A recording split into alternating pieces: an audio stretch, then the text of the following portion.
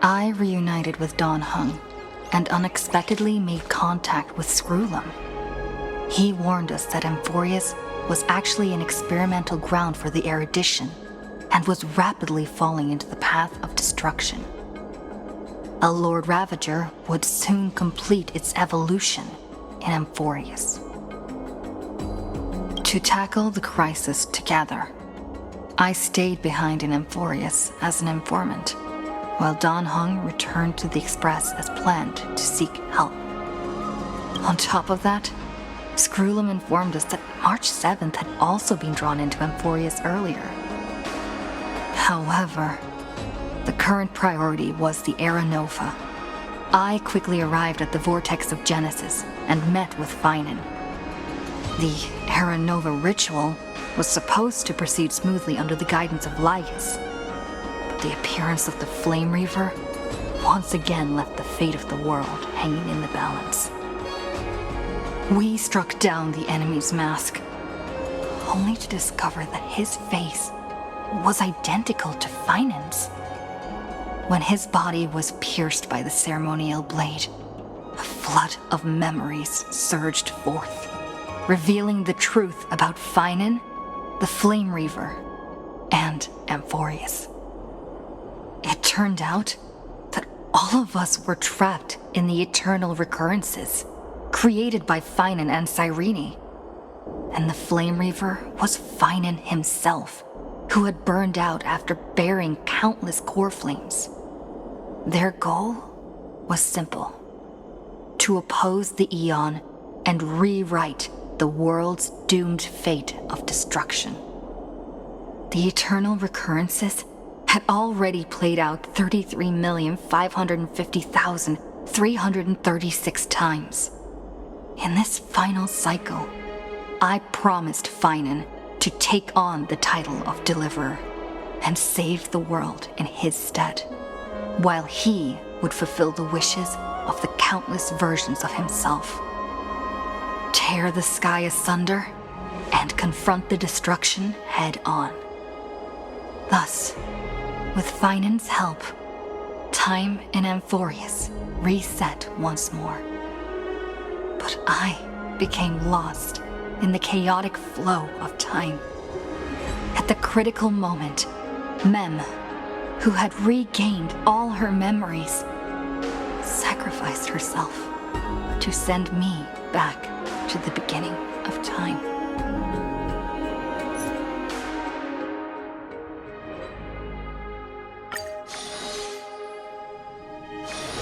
Peaceful days are like breezes carrying the scent of wheat fields.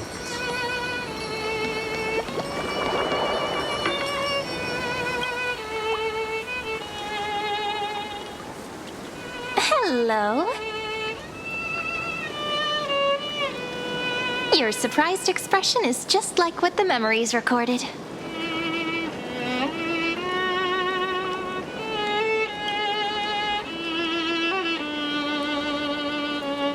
Maybe I'm both? Just kidding. If I had to choose, then I'm probably closer to the latter. It's pretty unbelievable for me, too. It's like I had a long, long dream. Cyrene's memories and Mem's memories, they're all tangled together. But when I woke up, there were only broken fragments left. I can't remember what happened in those 30 million cycles, but I remember what you did for this world.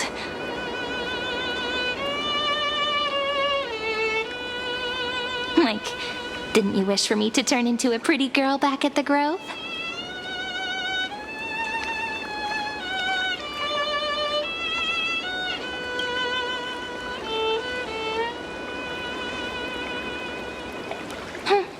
You didn't? In that case, just treat it as my own wish then. There's so much I want to say, but unfortunately, this isn't the time to reminisce.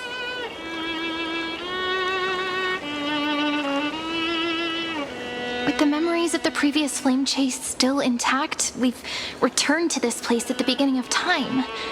so we can carry out our promise to Finan.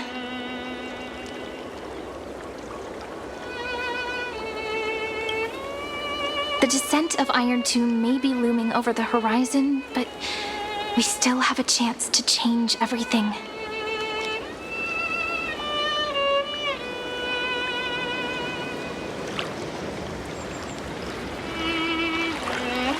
Silicii is so quiet. In Cyrene's memories, she always sits alone by the lake, gently swaying on the swing, like she's waiting for someone.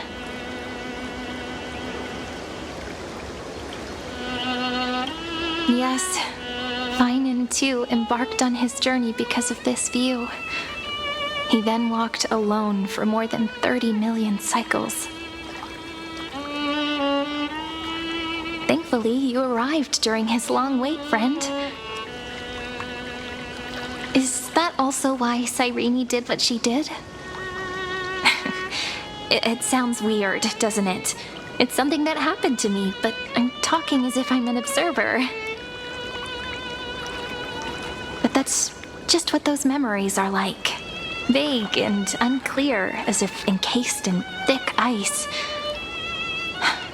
The only things I remember are the days I spent with you. Amphorius will fall into an ending of destruction after the next Era Nova.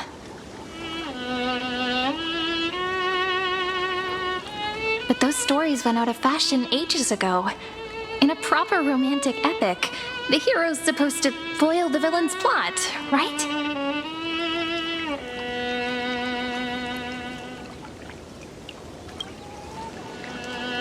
That's right. We now know that sealing off the sky wasn't Aquila's actual intention. Lygus is the mastermind behind it, the one who's trying to control everything. How unforgivable. But I still feel a bit anxious. Lygus chose to walk into the spotlight and reveal everything, which means he still thinks the current situation is under his control. Maybe he still has an ace up his sleeve. Think about it. Even the name Lycurgus is a fake one. We have no idea who or what he really is. Which means it's probably time to borrow that treasure you're carrying, friend.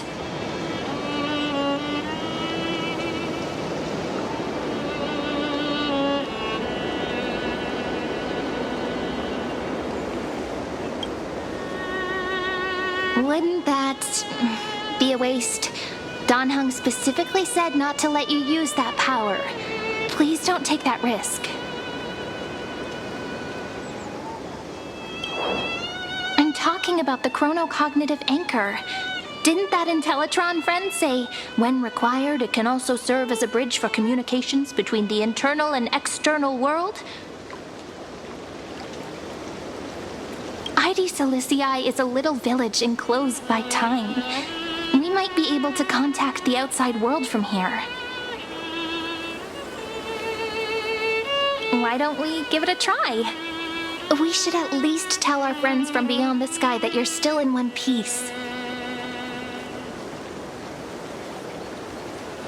Firstly, we need to find a well-hidden spot.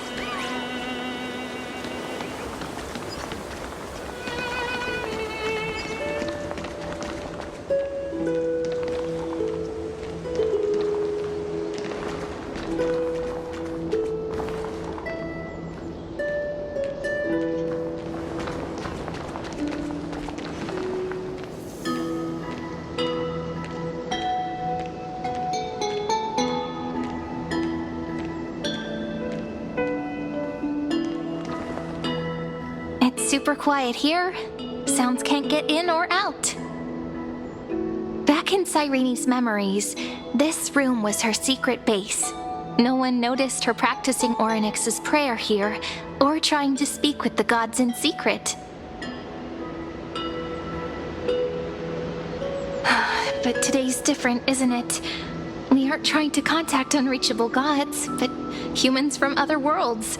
Real people. prepared to witness that miracle, friend.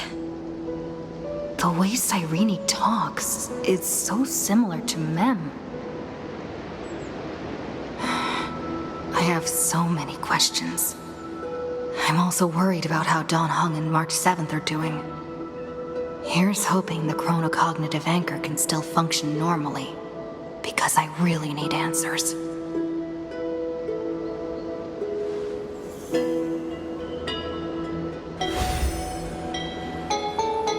Signal strength, 14.8%.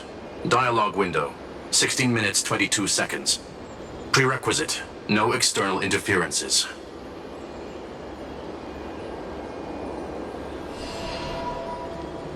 We are very glad to learn that you're safe.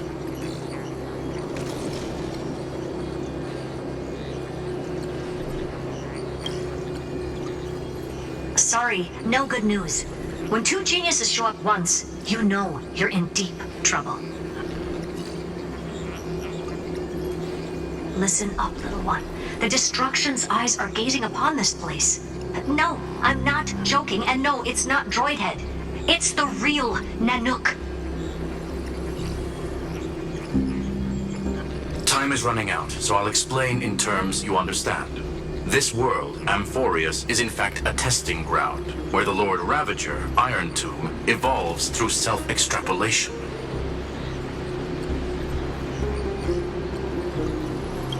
Hiding in this segmentum, unknown to other life forms, it has endlessly repeated the process of Era Nova, seeking a solution that could obliterate the erudition.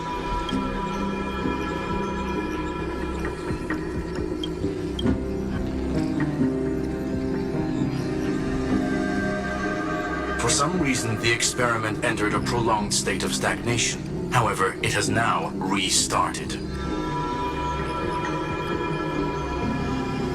Prediction. If effective intervention is not performed, Iron Tomb will complete its self-coronation in 14 system hours and initiate its plan to destroy the entire path of erudition.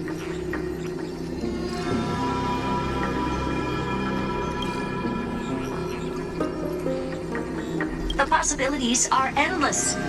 Breaking down interstellar communications, destroying the synesthesia beacons, returning cosmic civilizations to the Dark Ages, or even starting the third anti-organic war. Any of it would be able to bring the cosmos to its knees. Simply put, it will tilt all sciences and technologies towards the destruction. And since Nanook glanced at this place, it means they are being dead serious.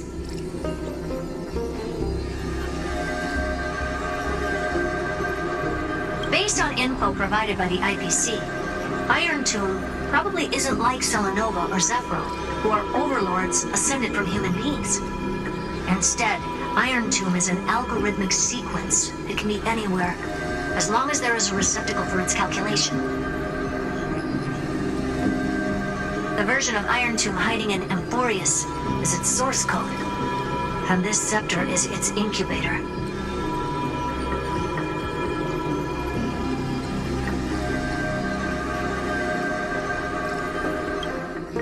Yep.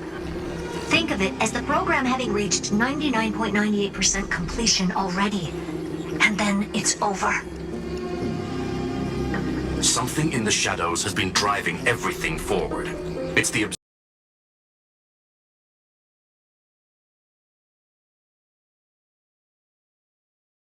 Something in the shadows has been driving everything forward. It's the observer named Ligus. Speculation. He's the Scepter System's administrator. He wants Iron Tomb to break through the knowledge singularity. I don't know why he wants to do it, but he'll remove interferences at any cost. You're the only variable within this world, and you're the only thing he fears.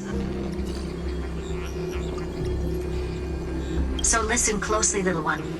The speed of time is different in Amphorius compared to the outside. Destruction is just about to arrive, but you can still play Deliverer one last time.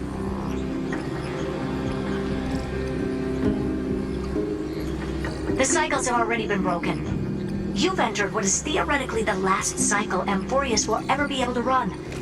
An iron tomb will break out of its prison as soon as the process of Genesis is triggered once more. But now there's an abnormality within the experiment. You know what I'm talking about. One of the model's 12 factors. That is one of the 12 demigods. Destroyed himself using the power of the destruction.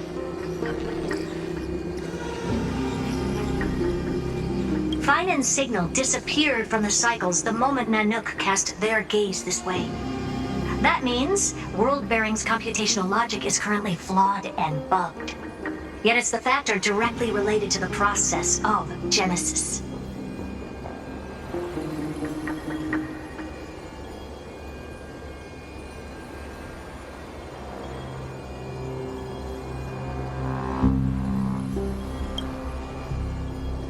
That old Intellitron will definitely do all he can to debug this error. So you have to take this chance to claim Kephalli's core flame. But don't let him have his way. The key to suppressing Iron Tomb lies in whether he can rewrite the purpose of Era Nova.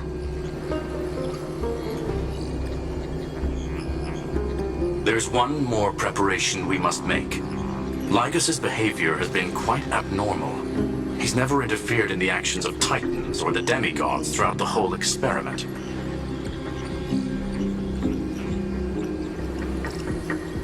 Deduction. The sector has an extremely strict autonomous protocol, restricting even its administrator. In Amphorius, this ultimate protocol goes by another name. The Law Titan, Talanton. Law. They are the rules that restrain all things in Amphorius, and it was the core flame returned at the very beginning of the last flame chase journey. Why do you have another little pink one next to you? Huh? Her path chart is... Is there something wrong with me? Never mind. Let's get back to the topic at hand. Light calendar 3960. Month of balance. We'll be locking onto this time period to find Law. You can either meet the Titan, convince the demigod, or take the core flame by force. It doesn't matter what you do, so long as you bend it to your favor. We still haven't figured out how you and Don Hung got inside this world, so influencing protocol is currently our best way to stop Lygas, or to call for more reinforcements into this fight. Once you've got Law in your hands, we'll discuss our next steps. Make sure the core flame doesn't fall into enemy hands. Herta, the firewall's interference is getting closer. Time is running out. Please ask any questions you still have as soon as possible.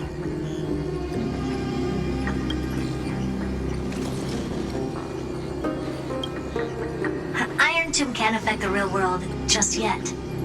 Don't worry. Himiko and the others are more concerned about your well-being than their own.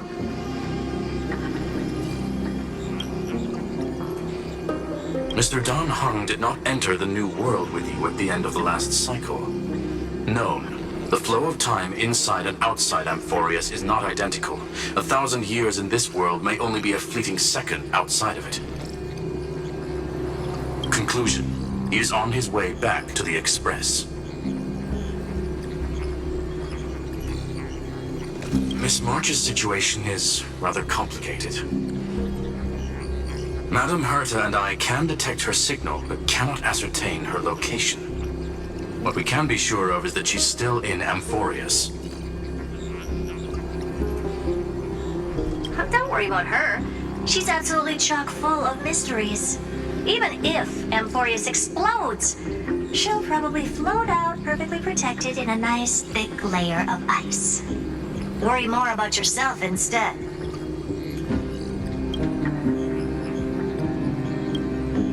I believe in your capacities. The hands of the Trailblaze can create miracles, and will certainly be able to snuff out the flames of evil. I'm not going to give any motivational speeches. I just hope you bring good news the next time we meet, little one. No, Little one, deliverer.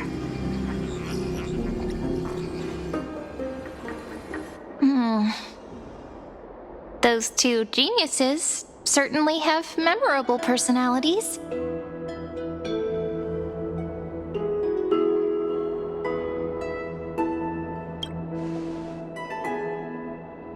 Yeah, I understand more than I should, actually. Honestly, some of that conversation feels like it's about things I once knew but then forgot. Maybe it's because of Mem? After all, Mem's a memo sprite born out of your thoughts, friend. Maybe our memories somehow got tangled up together. Never mind. Let's focus on something more important with what little time we have. Just treat me as an ordinary girl with secrets, okay?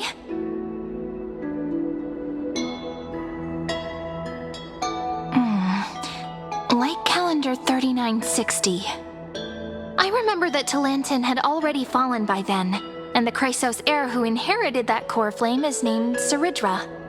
That's what's recorded in history, and the period we'll be heading to. We'll need to find Law and stop Lygus. So, we've at least got a solid direction, right? Can you give me a little bit of time before we go? I want to pack some stuff. There's so much more I need to take care of in this form, and I'm still getting used to it.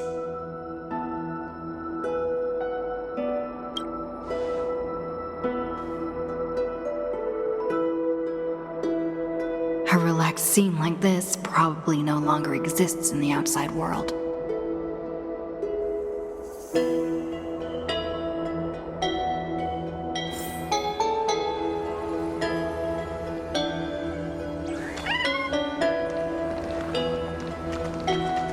This is important, and that's also important. It's not gonna fit into my bag. Hold on, I'll be done in a sec.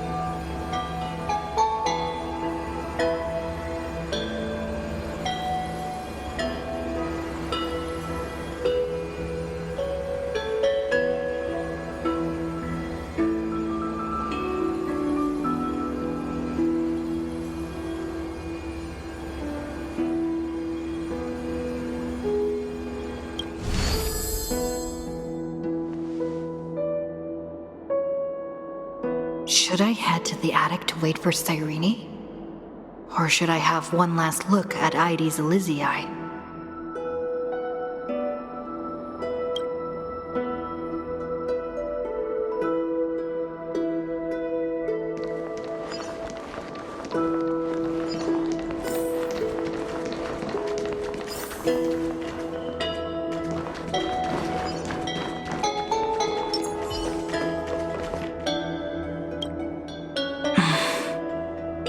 This village is where Finan's life started. After 30 million cycles and 30 million failures, his burden is now in my hands. He said I will take over the responsibilities of world-bearing. But what does that mean? Becoming the new Kefali? Or forging a completely new path?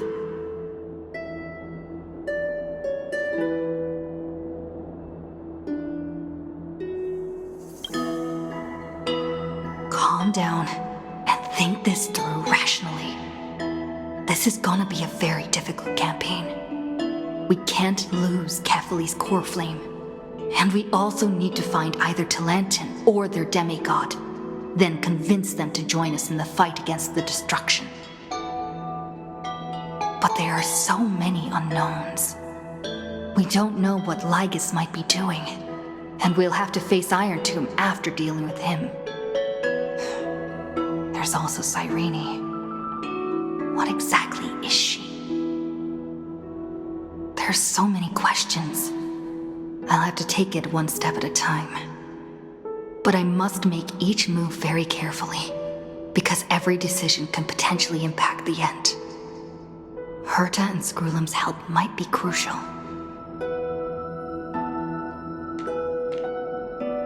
Thinking hard over there?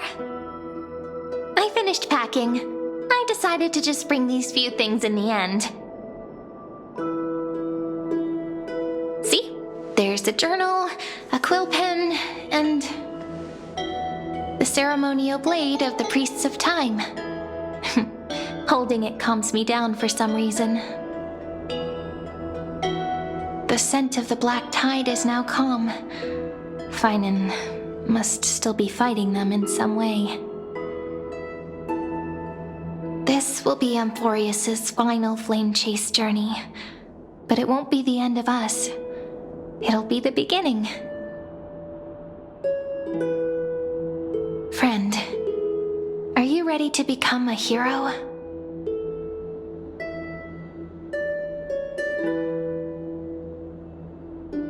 Just treat me like any other friend you have. We share a common goal and common enemies. And we may also share a common future. A future that has never emerged in any other cycles before. I believe in you, friend. If you still can't get used to it, just call me Mem like you did before. Just kidding.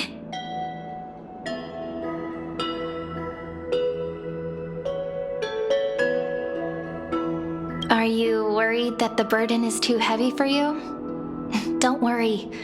Maybe the answer isn't as complicated as you think. You've seen how every person regarded as a hero in Amphorius was nothing more than a flawed human. They were just at the right place at the right time when the world needed a hero.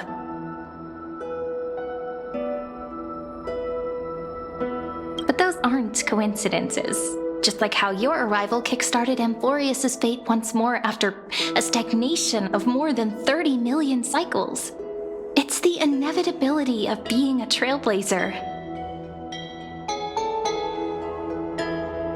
A person's personality is their destiny. Your own hero's journey already started the moment you decided to board that express.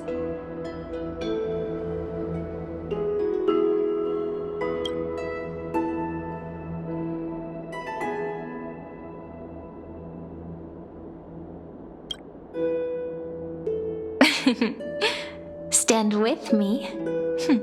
That does sound very nice. Why don't we take everyone with us? I believe in you, friend.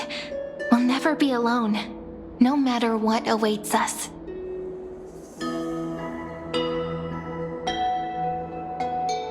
In other words, since you've already saved so many worlds, friend, you should be used to being called a hero by now. Maybe you can tell me those stories as we travel. That way they can become our shared memories too. Let's trailblaze onward like before and create a future that's worth being remembered.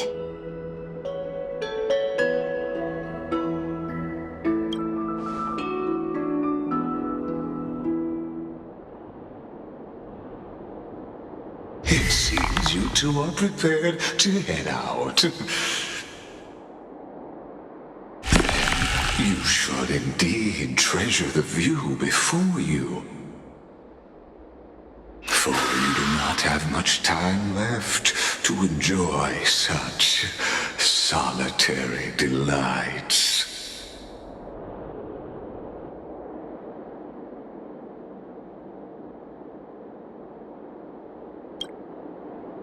My apologies for disturbing your moment of repose. To fully express my apologies, please grace my abode with your presence. so I may demonstrate the full scope of my hospitality.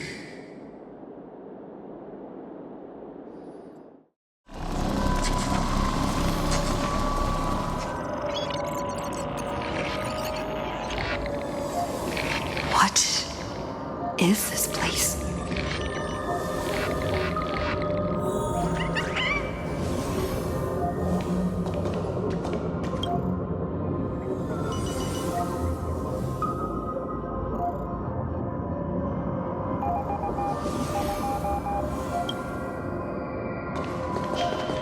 Farewell, then.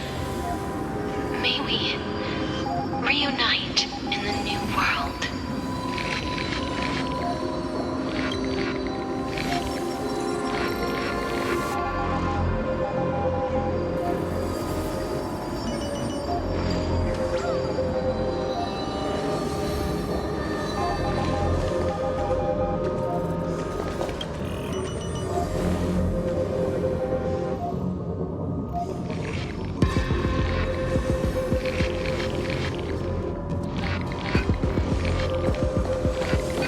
All shall bid farewell to one,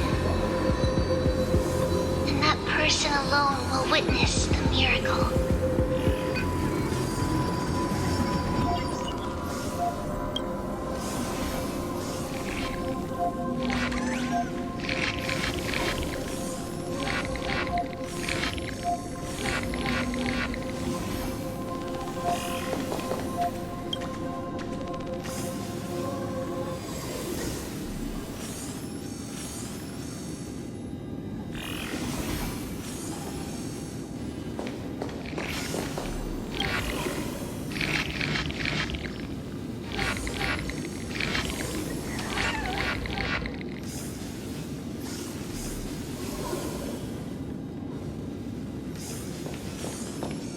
The light of the Dawn device never fades.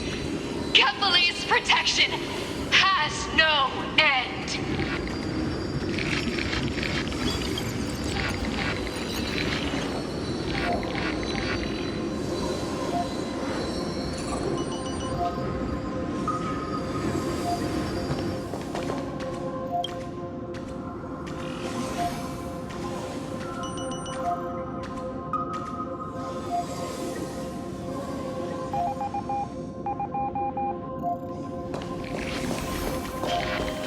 After I cross this river, it will be a tragedy for mankind. But if I do not cross, then it will be the end of me.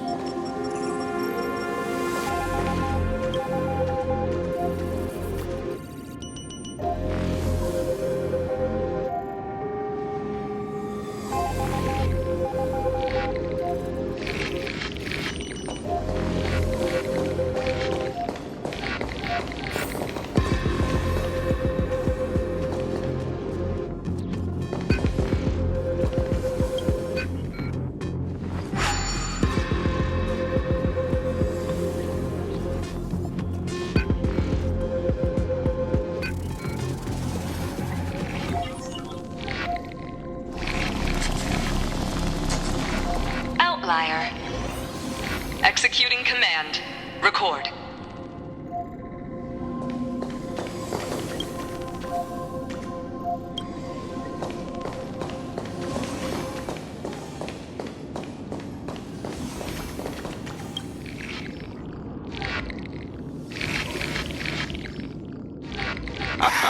Oh, did that startle you?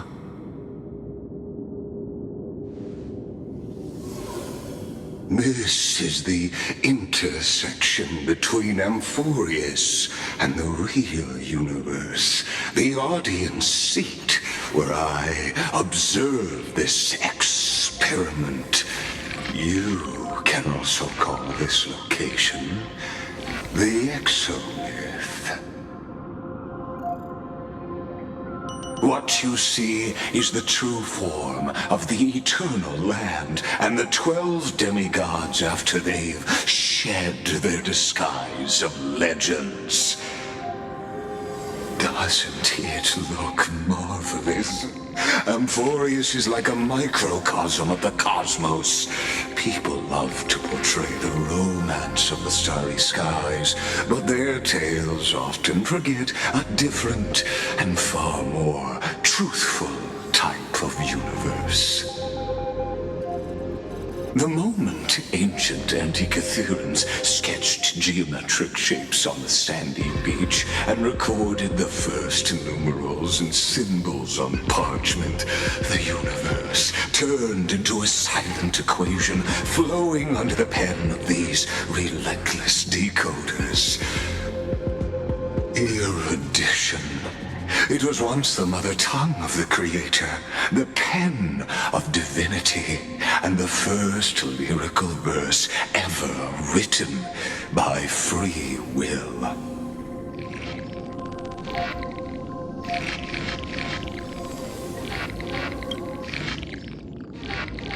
Seems like you are not in the mood for an idle chat. That is fine. I simply wish for you to understand that I have no intention of being your enemy. I have devoted myself over the long years to nurturing the scepter's extrapolations, hoping that the Prima Mobile would bud from within it. And now, my goal is almost complete. Nikos 496 had exceeded the intelligence singularity through his rage, and though he still retains his obsessive defiance and managed to suppress the black tide of this cycle, it's a matter of time before his will crumbles to dust. Iron Tomb will be completed. That will not be affected by my plans, your resistance, or the schemes of the two geniuses. It is an irrefutable fact, just like the instance in Nurse's calculations. In other words, as long as you are willing to stop interfering and let the final Aeronova carry out its natural course, I'll guarantee the safety of all nameless and ensure you return unscathed.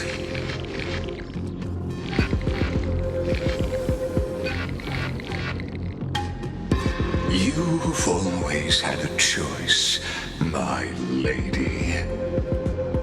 You can either accept my sincerity or face the consequences of defying it.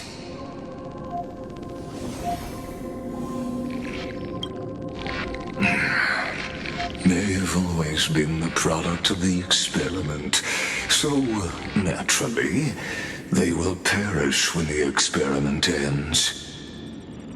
That outcome was predetermined long ago, so I will not embellish such a regrettable conclusion.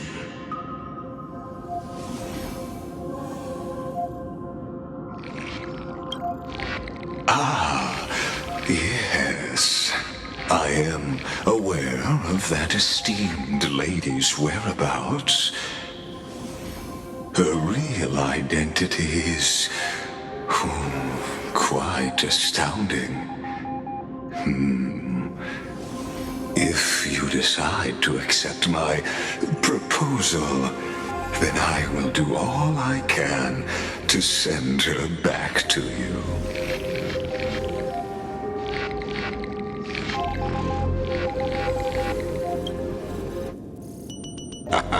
You are indeed worried about your safety and that of your companions. Rest assured, as a fellow pathstrider of this path, Nanook's gaze left a brand on your soul long ago. You harbor the seed of destruction within you. But you need to learn how to use it in the right way. That vital knowledge is also my bargaining chip in this negotiation between us. For there are few in this world who are truly capable of such a feat. And I happen to be one of them.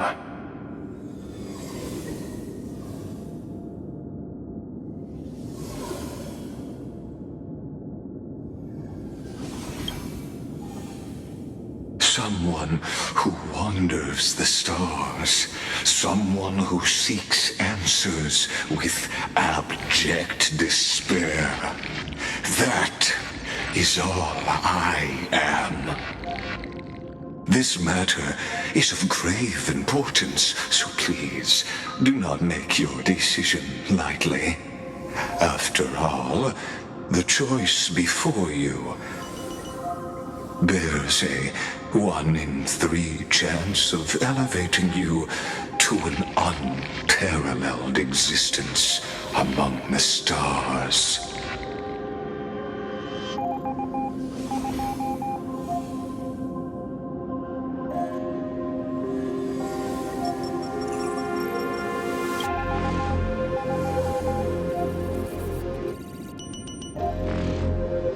I now see the full scope of the determination in your words. You may now continue your travels.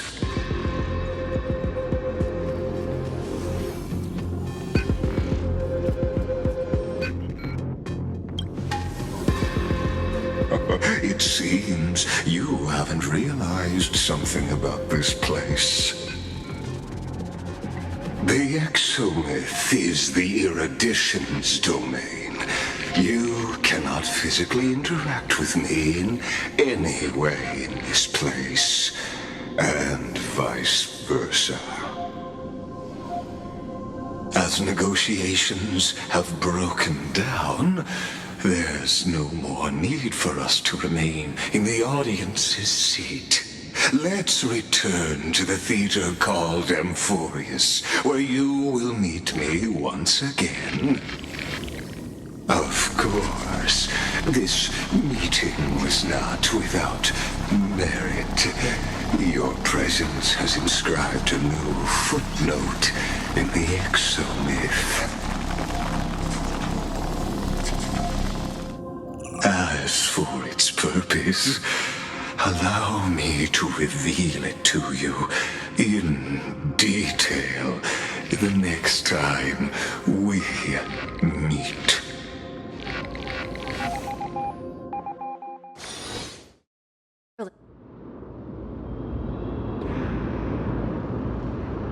100 years ago, the flames of war consumed Akama.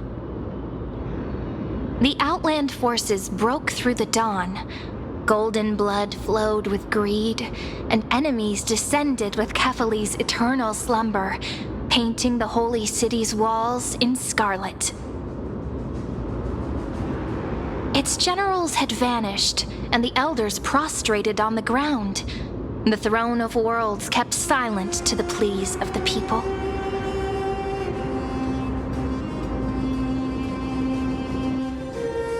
Until the heaven and earth cracked open. Not the gods answering the people's prayers, but a legion rising from the sea of blood.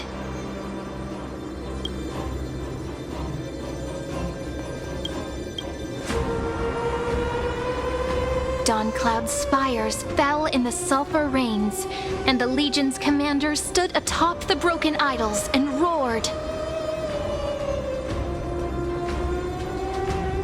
Compatriots, no more kneeling! Not to brutal tyrants, and not to dying gods! Those rebels have twisted the prophecy and ignited the flames of war in order to stoke fear in your hearts!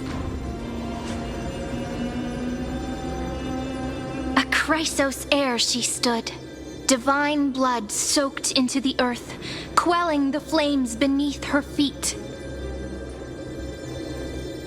Their golden blood wrote of a tragic fate.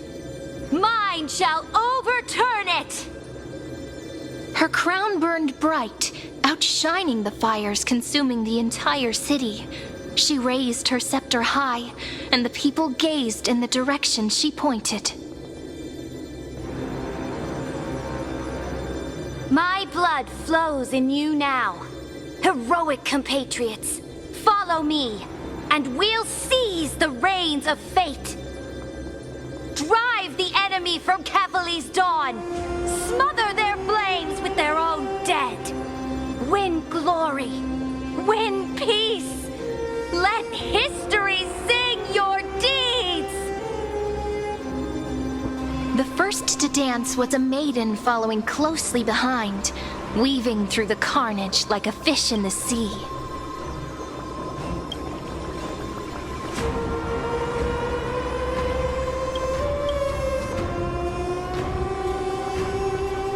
The people, full of wrath, surged with her, forming a colossal wave, and the enemy hordes, drained of life, vanished into nothing. Onward to Marmoreal Palace, to Dawn Cloud's heights. Announce to all the wicked and cowardly. Announce to this stagnant age.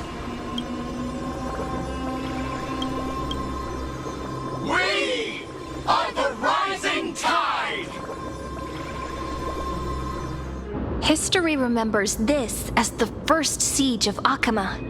It is said that after the flames died, people found identical inscriptions in every place in the city that had been scorched by fire. It was the name borne by Akama's first and final sovereign, the Imperator Saridra.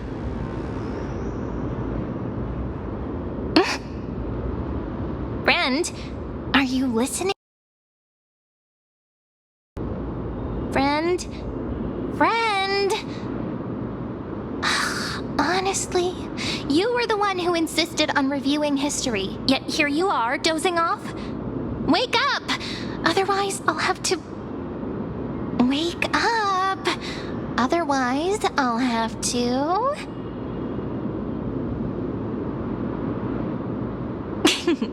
Awake at last? I guess I won't have to use my wake-up magic on you then.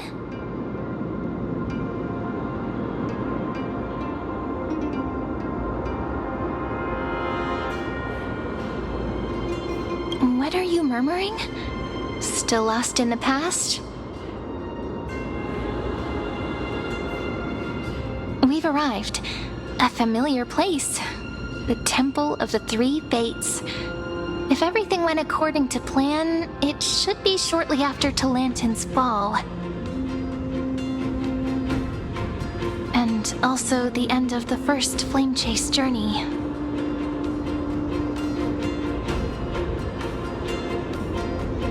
Indeed, the first Flame Chase ended with the trial of Law.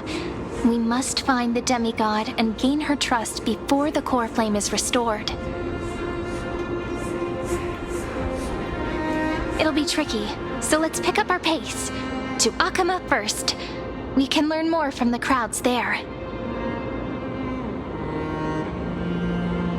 Tyrant! You and your butchers are not welcome here. Get out!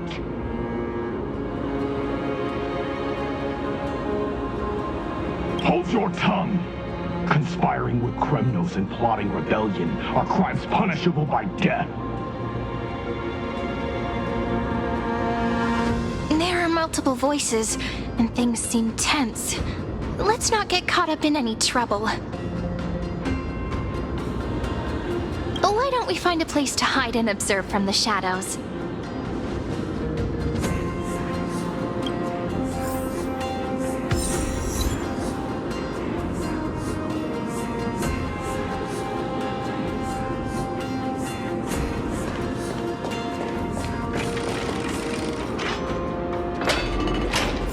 At least Kremnoans keep their faith.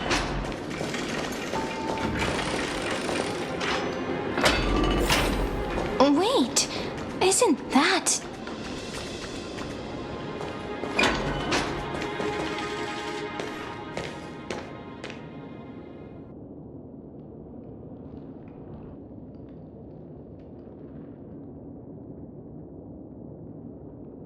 cold-blooded defilers, perverting the prophecy and trying to slay gods.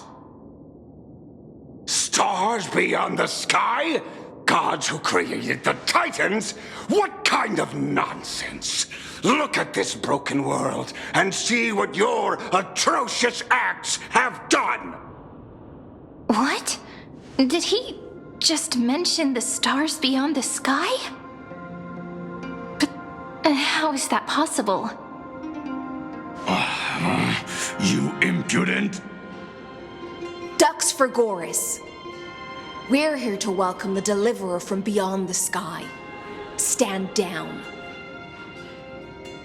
Heretic! No one but the great Talantin can deliver this world from misery. I asked you. If the old laws were so perfect, why did they crumble beneath my feet? You...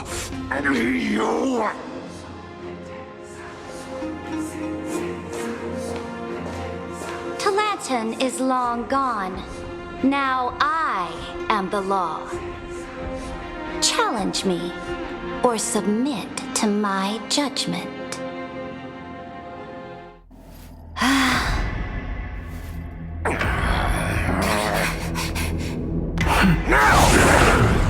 Silence!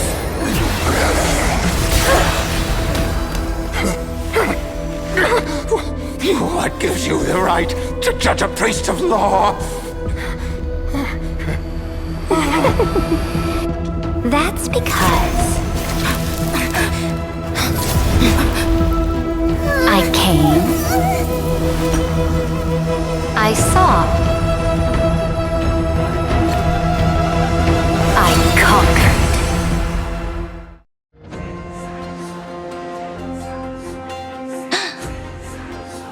Ducks for Goris, take the ashes of this man and scatter them in the temple among the crowds. Tell them that the High Priest attempted to take away the rights granted to the people by the Imperator.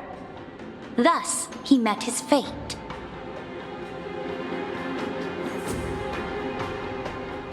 Yes, Imperator. Now, these two accidental guests. Dux Gladiorum, if you please. As you command.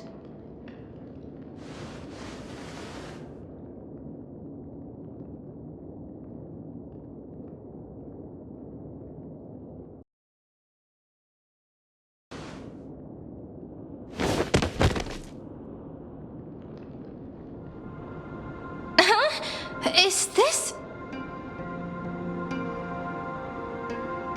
Correct, but not the kindness you know. This is the leader of the Cleaners in this era. Since the start of the Chrysos War, they've made it their mission to wipe out the Chrysos heirs. Even now, even after I've united all the city-states, these vermin still lurk in the shadows, hindering the Flame Chase journey. Moreover, I know that the 27th person to inherit this role bore many grudges against you and nearly doomed the second Flame Chase journey.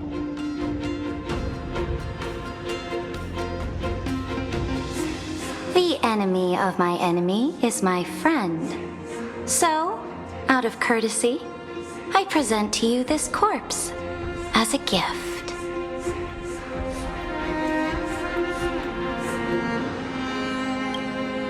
Careful.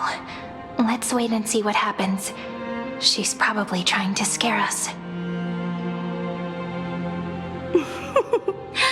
For the sake of order, I am known by many titles. Flamebearer who ends wars, Tyrant of Dawncloud, Empress of the Holy City, and Imperator of the Flame Chase. But in light of your unique identities, I'll allow you to address me by my real name. Saridra. On behalf of my people and this land, greetings, Deliverer. If I may, how do you know her identity?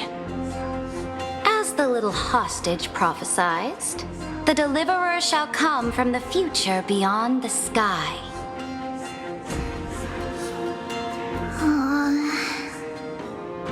Gray hair, golden eyes, skilled in wielding a mace. They would arrive in Yanisopolis on this day. There's no mistake.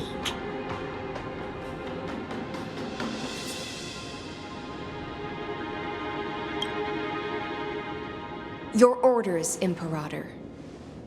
We return triumphant. Send an urgent message to all delegates. The meeting of the Flame Chase Alliance will convene early.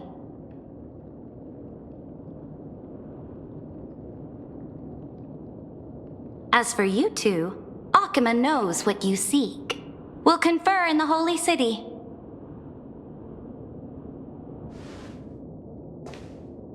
Doubtless you have many questions, but save them for later.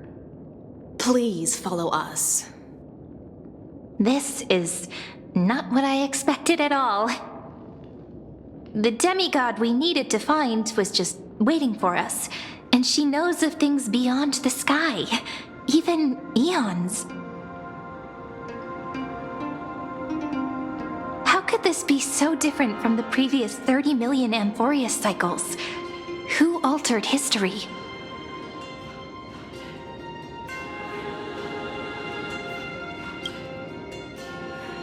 I wish, but other possibilities remain. The currents of time have become twisted. Regardless of who caused this, that Imperator came prepared. We're the ones at a disadvantage now.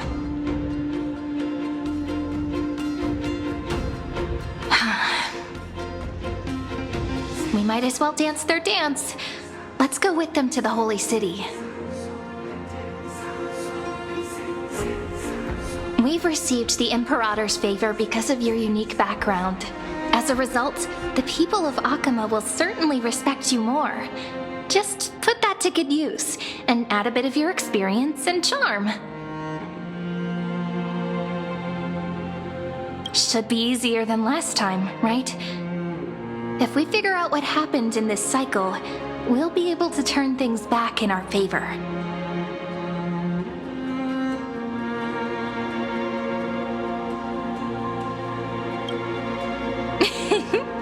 Calm and confident. That's the you I'm familiar with.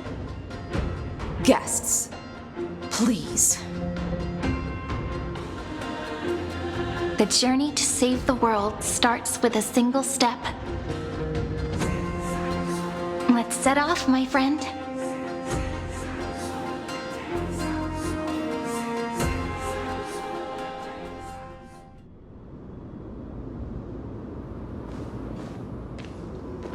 Hail to the Imperator! Hail to the Golden Heroes! Hail to the Deliverer! Told you, you're the headline act. All this spectacle is for you. Guards, your service to the Holy City is appreciated. How have things been? Castrum Kremnos once again struck the border. Dux Brumalis led her troops to repel the enemy. The agitators against the Flame Chase are still active in the city. They smashed the shops around Memorial Market. But the garrison already arrested the culprits, and now they await interrogation. They are merely a disorderly mob and do not warrant any attention. Even though Terravox personally mended the fractured earth, it still didn't silence these fools.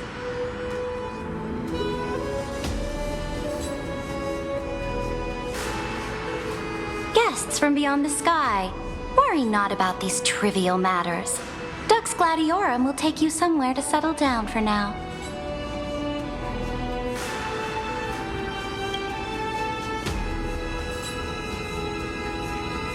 Please allow me to introduce myself. My name is Hycelans, and I am the Dux Gladiorum who swears fealty to the Imperator, as well as the Knights Commander of the Achaemenid Alliance. Later on, the Imperator will invite you to attend the meeting of delegates to discuss the Flame Chase journey. Your arrival has convinced us that the future promised by the prophecy is certain. Under the Imperator's command, Amphorius shall break its chains and reach the world beyond the sky. With all due respect, what exactly do you know about us and what's beyond the sky? As a humble subject, I cannot freely express my own views to you. Please forgive me. I knew it wouldn't be that easy.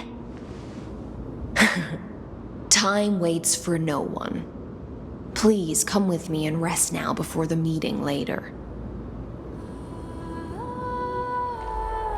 Akama, under the Imperator's rule, is no longer in the shadow of war. Indeed, Dawncloud stands as the hero's residence. The Imperator put much thought into its design, in order for it to serve as a sanctuary from the burdens of battle. Please experience its marvels firsthand, heroes. When the Imperator arrives, I shall come to summon you.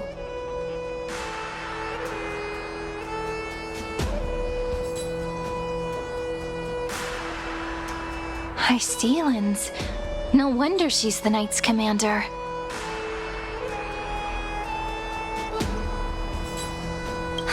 All right. We finally have some freedom to ourselves. Since there's still some time before the Alliance meeting, let's explore a bit. Look over there!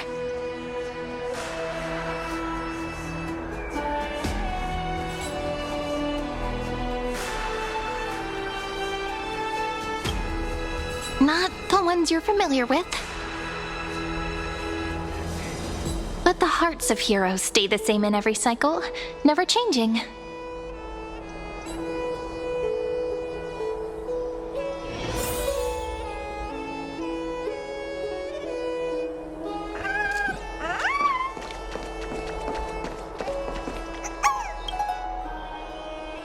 Dux Brumalis, our great Imperator, found the mastermind and executed him in public. Seeing that scoundrel burn to nothing should deter these miscreants from being so brazen again.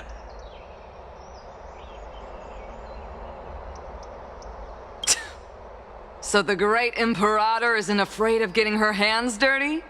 What a ridiculous display. What do you know?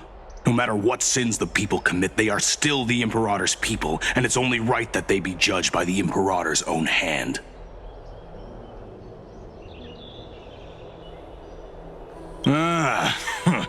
Our distinguished trespassing guests.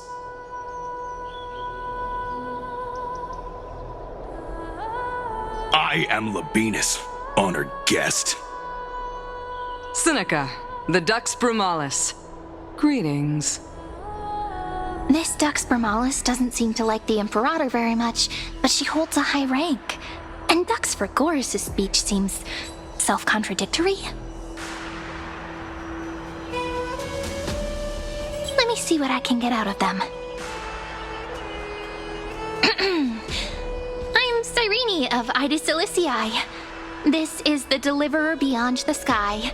We're new here and wanted to ask you, does this city host any other visitors from beyond the sky? We're looking for our dear companions. Drop the charade. But yes, there is someone in this city who is all too familiar with the world beyond the sky. Silence! The Imperator ordered us to keep that lord's whereabouts a secret. Enough, you pathetic lapdog. Do you need to beg for permission from that cursed Imperator even just to bark? You... Someone who is all too familiar with the world beyond the sky and is referred to as that lord. Could it be looks like things are getting heated. Let's get out of here. Insolent brat. I'll shatter that ice of yours. Groveling fool. I'll freeze that brain of yours.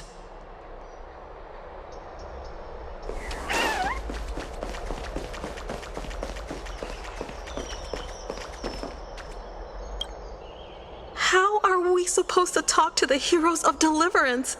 What if they're really intimidating? Virginia, don't be so nervous. Once they hear your poetry... Ah, heroes, you're already here. Greetings. I am Apollonius, the Dux Helcolithus, one of the 5 sages of the Grove of Epiphany, advisor to the Flame Chase army.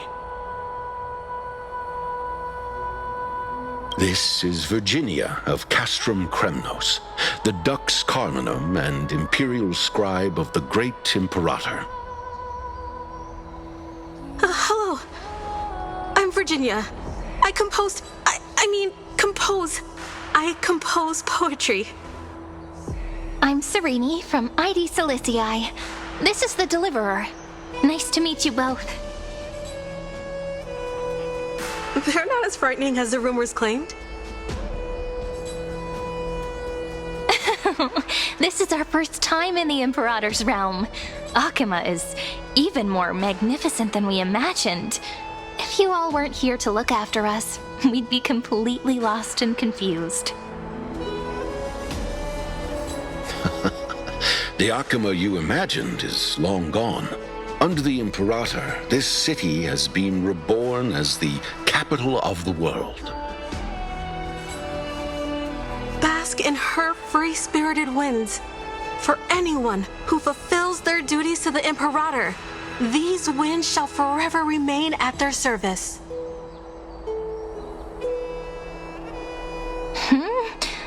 But what if... Those who are loyal do not need to consider the consequences of betrayal. But if you're curious, why not head to the lake and take a look? Those elders who lie at the bottom of the lake are the best example of what happens when you disobey the Imperator. The elders of this cycle were all... Looks like that priest who was sentenced to death wasn't an isolated case. Fear not. The Imperator favors you. Virginia will write songs in your honor. Apollonius, where is your poetic flair?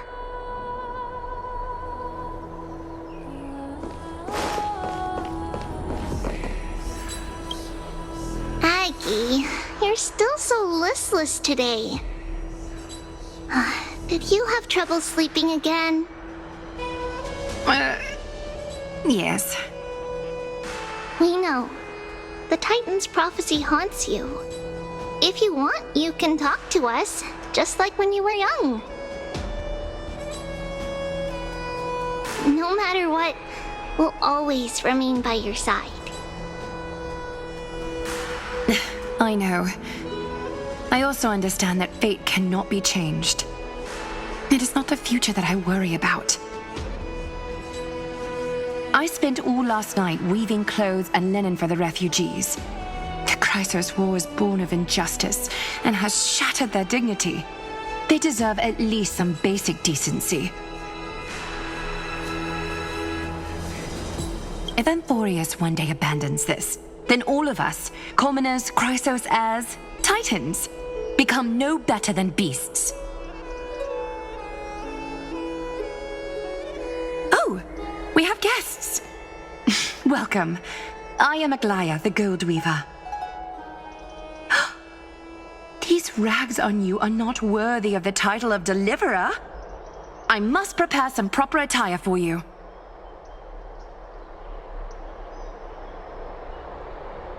What is the matter? Your gaze seems somewhat unsure. Does your Aglaya differ so much from me? Greetings, deliverer from beyond the sky.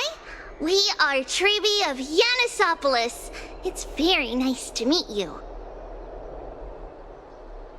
Although, introductions are probably unnecessary. We know you've witnessed the future of the Flame Chase journey even more clearly than we have. Witness the future of the Flame Chase journey? The prophecy also told you about that? Indeed. Orynyx reshaped Amphorius through the prophecy. Although, regarding the Deliverer, there were not many details beyond your appearance and the time of your arrival. So, please, don't worry. Feel free to relax and relax some more.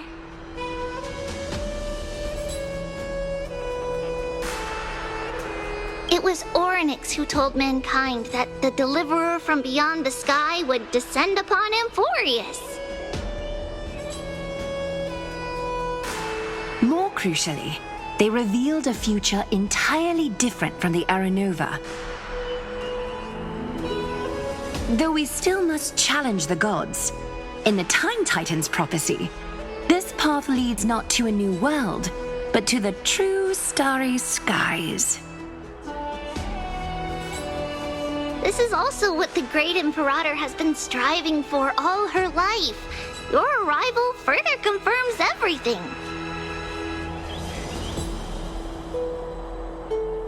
This can't be real. Even you find this surprising? Fate really is unpredictable.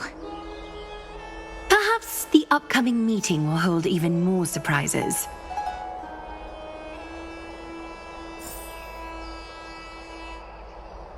The one from beyond the sky has arrived, and destiny continues to be fulfilled. The trial of romance is also close at hand. Please, don't worry. We'll sing you a lullaby. Little Aggie, be a good girl and open your heart. I outgrew nursery rhymes long ago, teacher.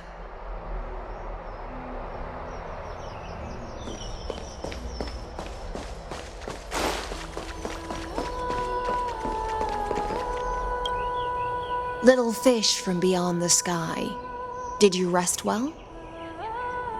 The Imperator and the delegates are about to arrive. If you are ready, please follow me to the meeting.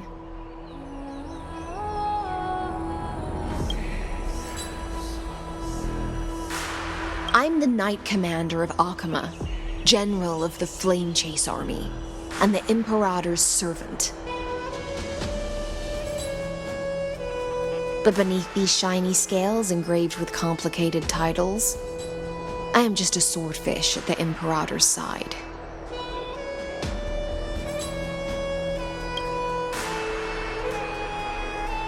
As you've witnessed, she is the Empress of Akama, the one who ended the Chrysos War and the leader of the Chrysos heirs.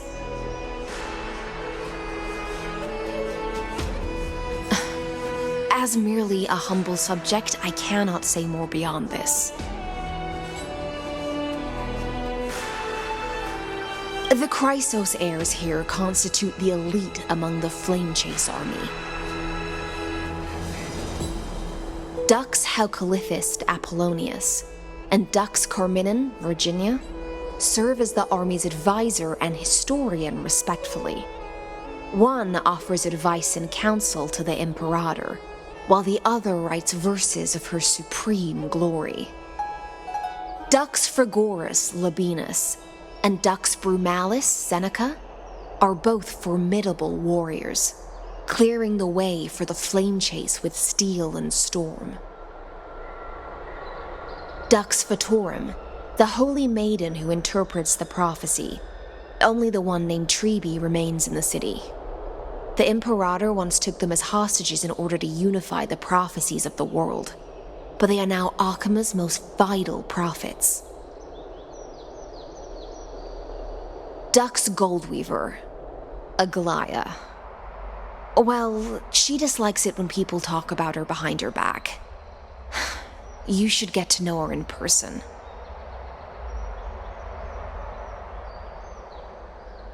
Then come. The Imperator reserved seats for you. I'm starting to feel a bit nervous about the meeting. Since Saridra is presiding over the meeting, it'll be a good opportunity to learn about the law's inclinations in the current era.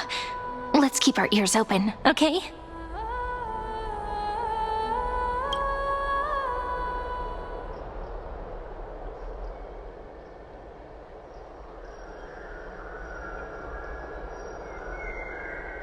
Good sir from Paphos, what do you think the Imperator is planning calling this meeting so early? My homeland can't endure anymore.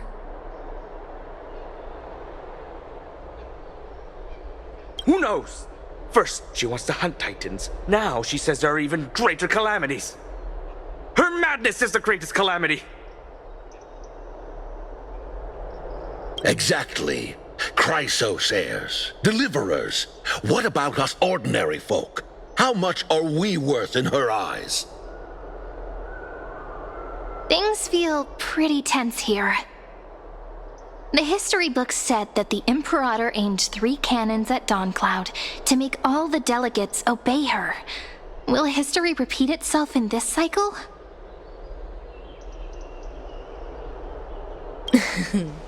Yes. Similar acts have occurred, and not just once.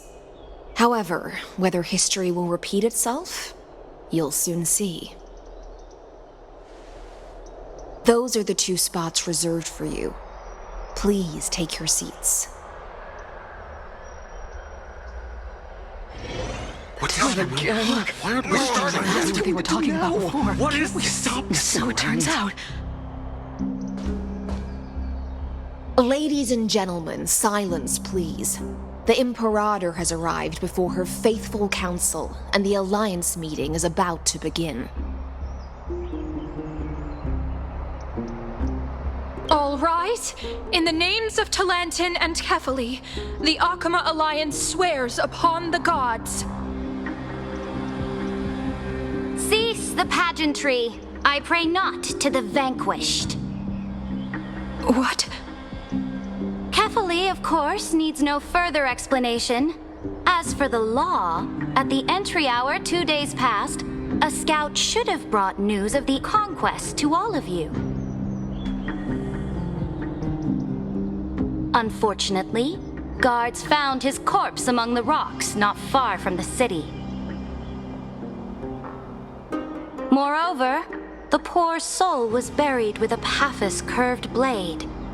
It pains me to imagine what agonies this loyal warrior endured before his death. Delegate from Paphos, do you have any insights? I know nothing of this. The evidence is irrefutable, so there is no need to waste your breath. However, let us set this trial aside for the time being. Witness, even within the most sacred and dignified council, there were those among us who wished to draw their blades, brazenly challenging the Alliance, seeking to shatter our hard-earned peace and unity. Fortunately, I uncovered this plot. Now, to protect this beautiful city and her people, the Imperator's legions are ready. They will escort each of you to the Temple of the Three Fates, where you will receive the highest level of protection the Alliance can offer.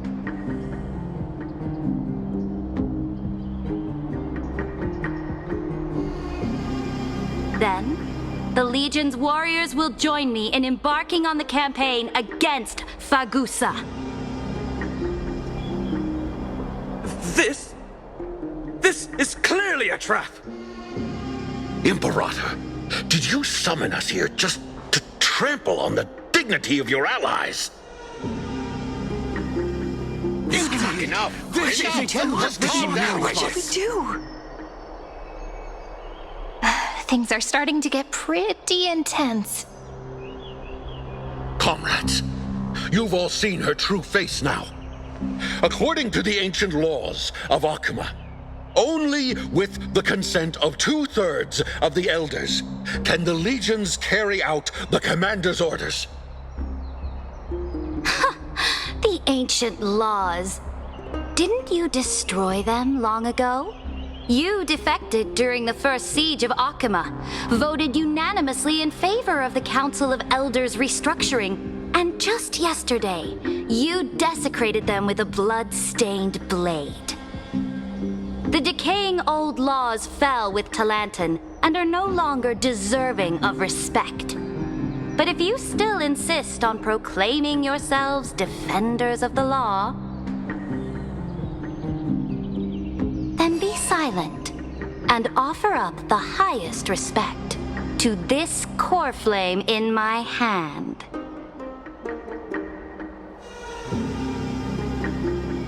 That really is the core flame of law in her hand. Since there are no objections, then the original agenda of this meeting, the campaign against Fagusa, is hereby passed. The Flame Chase Army's hunt for the Ocean Titan begins today. In order to prepare for war, all allied city-states must surrender command of their militaries and pay all war taxes by the end of the month of Evernight.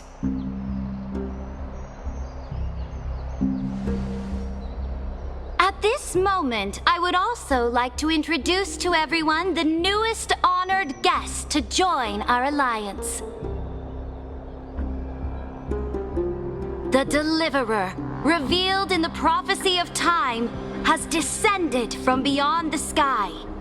With her aid, we shall shatter the chalice of plenty and return Fagusa's core flame to the holy city. Please, stand this. Absurd. Simply absurd. A deliverer from beyond the sky. This is just like that prophecy about slaying gods. It's a lie you've used to grow your power.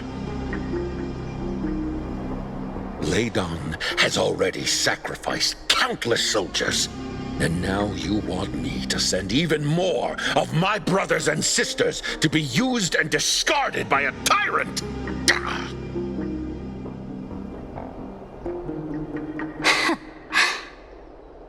Are there any other objections? Then I bid you all farewell. Meeting adjourned. Deliverer, please wait. I still have important matters to discuss with the two of you.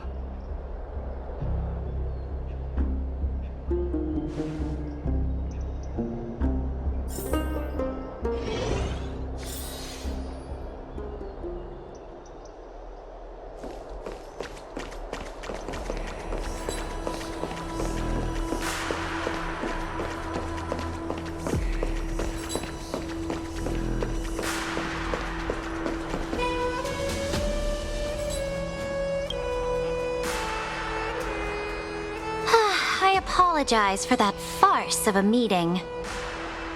It must be tiring dealing with so many people every day, Great Imperator. Tiring? You're mistaken. Moving chess pieces, placing wagers. This game of strategy adds a dash of color to our heavy fates, much like how rule and conquest are always accompanied by sacrifice. Is the war with the Titans also part of that sacrifice? After I glimpsed the secrets of this world, no, the secrets beyond the sky, the divine authority of Amphorius no longer held any significance. Let me ask you, Deliverer, is it true that beyond Amphorius' sky, there are magnificent deities called eons?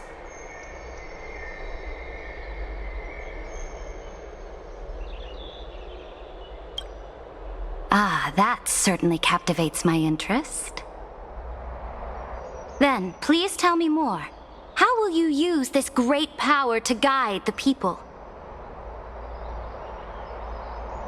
In the future you envision, where will our flame chase journey lead?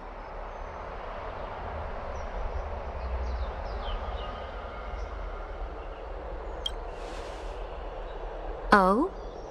What you require now is the power of law? Exactly!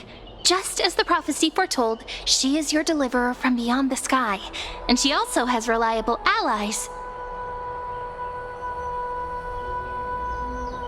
If they can intervene in Amphorius's laws, we may have a chance to alter this world's impending fate and reverse its destined end.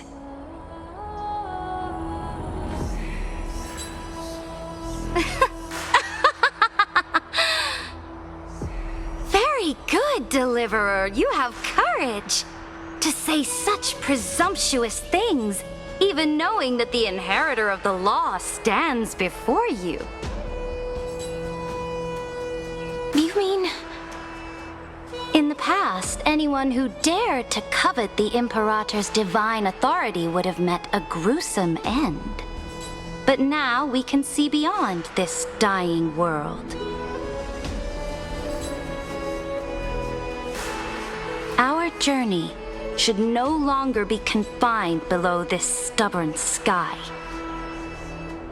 Alas, that fickle ocean titan has obstructed the spirit water leading to the vortex of Genesis, hindering my ascension.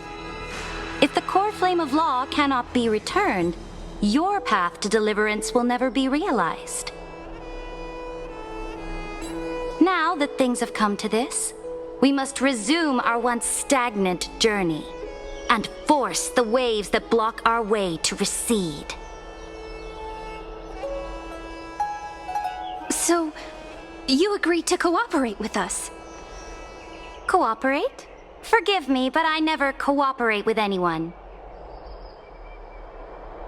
Though I will permit you to join me as subjects, and together we will forge the most perfect law. This is... The Flame Chase Medallion, a symbol of the Flame Chase Army. Every noble in Akuma carries one. This medallion represents the will of the Imperator herself, and you may act freely within the city with it. Before we embark on the crusade against the Ocean Titan, you should rest in Akuma for a time.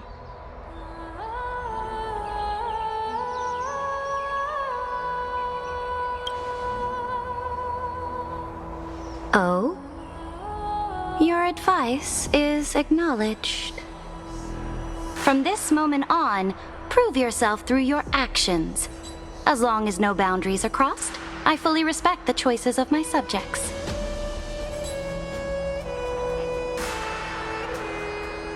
May your journey reach that sky full of stars, Great Imperator. Your attendant certainly knows how to curry favor. Go now. Take a bath first. You two... reek of seawater.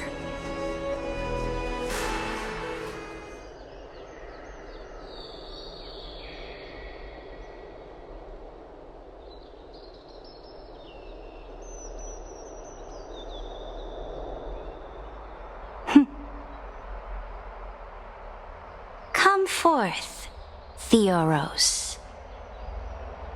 Yes. Great Imperator.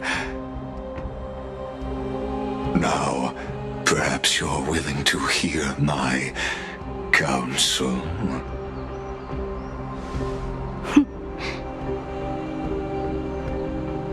Those two arrived just as Orynyx described, and just as you said, they showed a thirst for law.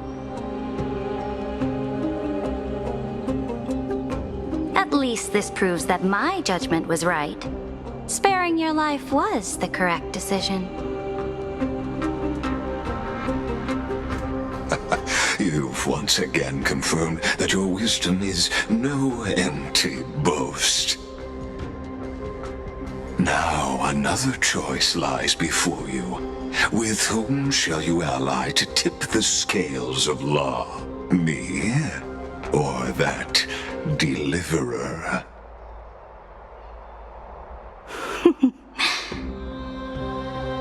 Remind me again, Antikytheron. What kind of future do these two paths lead to in your view? I shall tell you. You are entitled to know that the deliverer from beyond the sky is not a wholly wicked being, but from the very start, her stance has been completely at odds with Amphorius.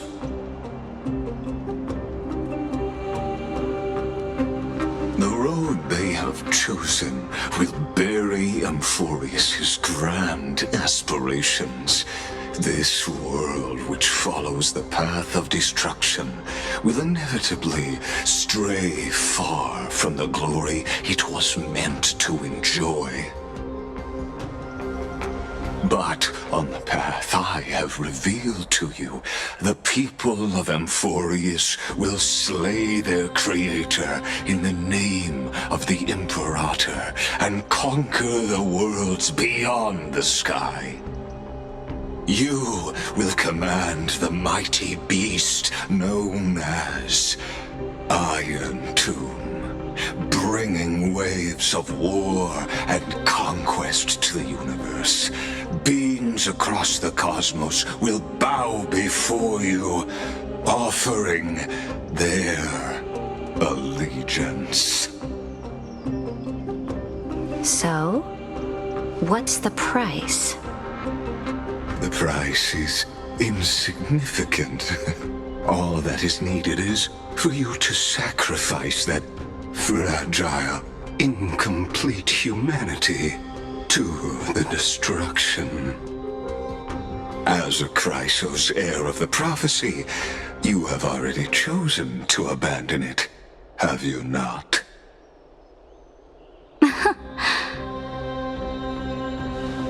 Off you go, Theoros. I have already made my decision. Once I ignite the core flame of law and burn away the old, outdated rules, Amphorius will embark on a journey across the stars.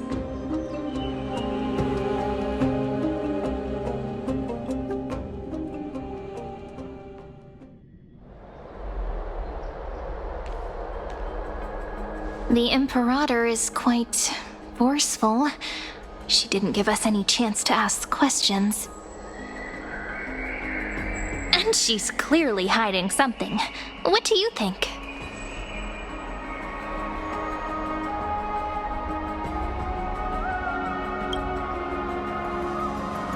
Looks like we're on the same wavelength. The atmosphere in Akama, it's so unfamiliar. And it's not just the Flame Chase Alliance talking about the world beyond the sky, but the whole city. We should also discuss our findings with our friends from beyond the sky. Then...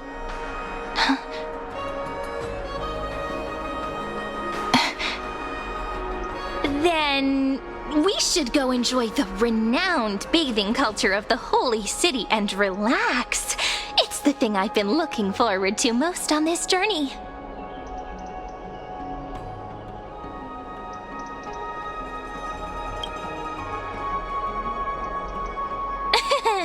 Work and rest are both important. You see, everyone agrees, right? So someone's watching. Can't let our guard down for a second. Let's use taking a bath as an excuse to find a quiet corner to update Madame Herta and Screwlum on our progress.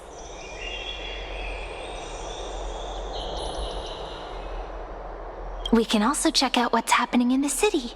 Since the outcome of the meeting was just announced, people must be gossiping.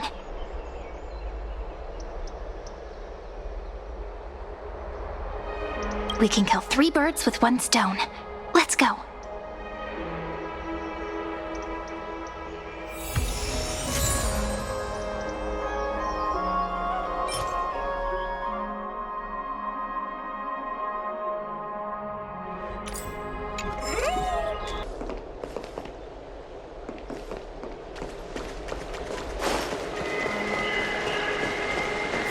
Oh, so many people! The holy city is so lively.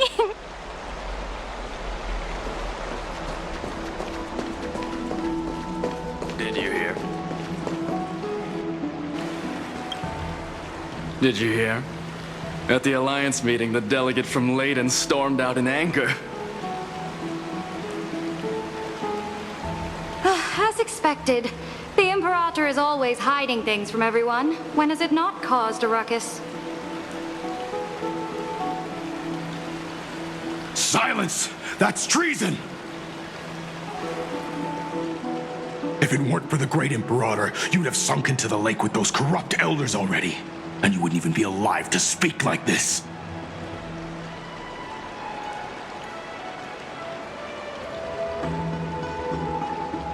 Oh no.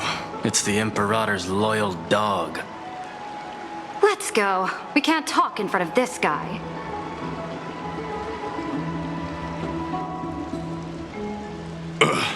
How disappointing. Oh, honored guests, we meet again. Looks like I'm not the only one who came to the baths to unwind after the meeting. For the upcoming campaign, please make sure to rest well. I am Dux Vergoris, a trusted officer of the great Imperator, willing to fight alongside the Deliverer in the coming battles. Another war?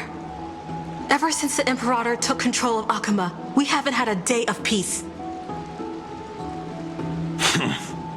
Idle chatter. The atmosphere is a bit tense, with rumors flying around the city. You must be troubled. My apologies. After every Alliance meeting, there are always some pests in the city who get restless. I prefer to ignore them. Pests on the ground don't affect the sky in the slightest. They just complain from the shadows that the sun's light is too harsh. Besides, the Theoros has already promised the Imperator her fate. And these clowns will eventually realize their foolishness.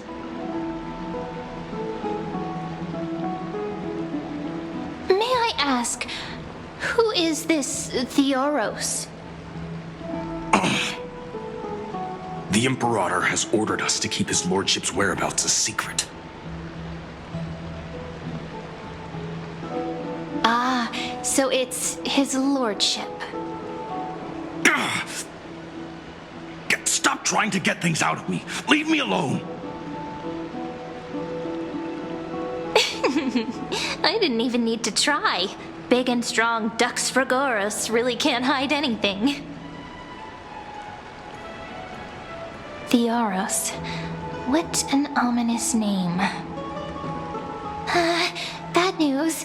He's been staring at us the whole time. Let's move to another place for now. We don't know how much Saridra has concealed from us. In the worst case scenario, we may have to face more than one enemy. Stop trying to get things out of me. Leave me alone.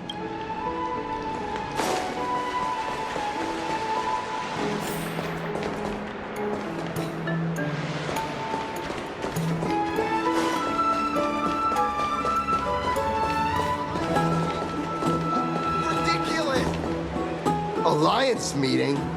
More like a cage where creatures with golden blood claw at each other. And Flamebearer who ends wars? Clearly, a tyrant who doesn't deserve such a title. You're absolutely right. While the Imperator's hounds are still hunting down others, let's let out our grievances. You. I know you. You're that tyrant's lackey. What? Here to shut me up for that little imp? Panicking now? Don't worry. I don't care what others say about the Imperator. And she certainly doesn't either.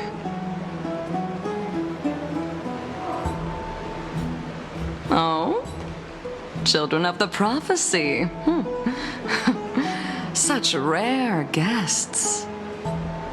Are you here to relax in the baths as well?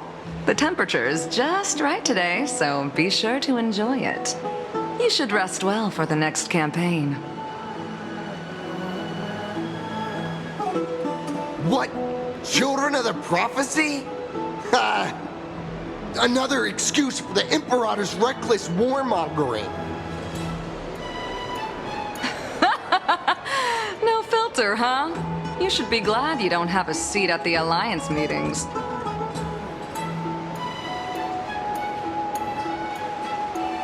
Ah, by the way, if you still want to bathe, hurry up. Once that predatory fish joins the flow of water and eliminates all the fools questioning the world beyond the sky, you won't be able to enjoy this perfect water temperature anymore.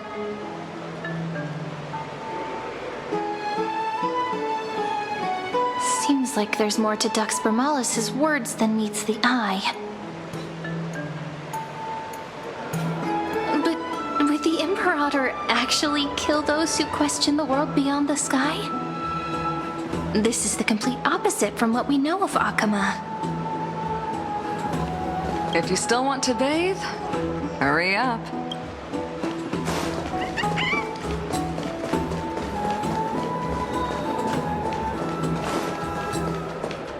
What everyone in the city is talking about lately.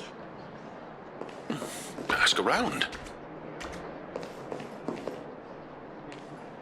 Huh. These two are... So many guests today. Let's see who's here now. Two distinguished guests of the prophecy. One a clever and adorable warrior. The other, also quite heroic. Ah, heroes. I didn't expect to meet you again so soon. How fortunate. It's a pleasure to see you again, Dux Helcalithist and Dux Carminum. You two are inseparable, aren't you?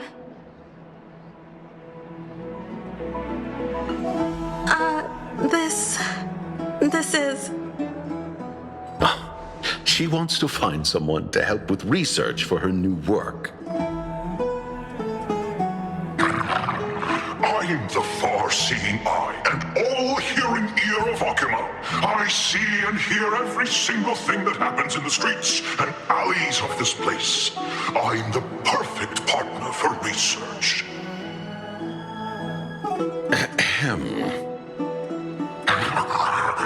Enough small talk. Here's the latest news from Akama, as you requested. The children of the prophecy arrived in the holy city, and the Imperator unilaterally stripped away military power. The Alliance meeting ended in discord, and there may be bloody upheaval. As expected. I get the feeling you might have embellished a bit to keep people's attention. I swear on my stone mane, I would never do such a thing. But if you wish to quell this terrifying news, perhaps a more explosive topic would help. Never mind. While the influence of rumors can be minimized, the fact remains that the great Imperator did swiftly consolidate military power in an almost threatening way. It's undeniable. Heroes, I know the Imperator's way of doing things may seem a bit autocratic to outsiders, but soon you will witness her blade dance with enemies on the battlefield. I can't comment comment on the source of her loyalty. But when that blade is drawn, you two, as bright as you are, will surely see the deep thoughts beneath her exterior. The Imperator's blade. Is he talking about Miss Hycelens? I sense some unease in Dux Helcolithist's words. It seems the Imperator and Miss Hycelens share a much deeper bond than the others do.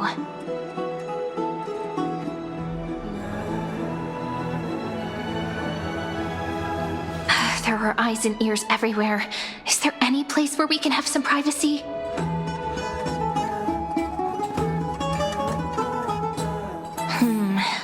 To understand the Imperator's secrets, we have to get past Miss Hycelens.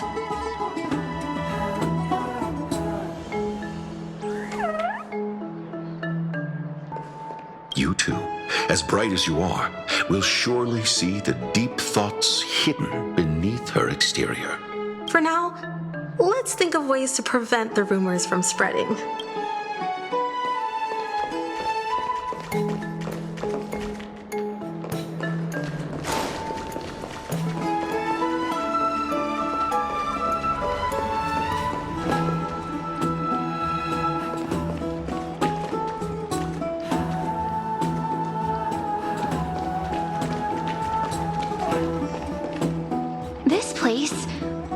Was your original bath chamber. Perfect for avoiding prying eyes. I wonder if anyone is using it now. Huh? The smell is... Wait, don't go in yet! Who's there? Oh, the little gray fry in pink sea hair.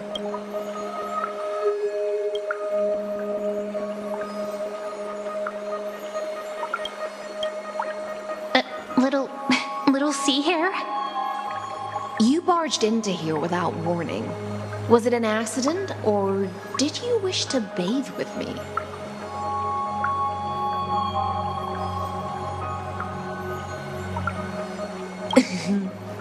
Is that so?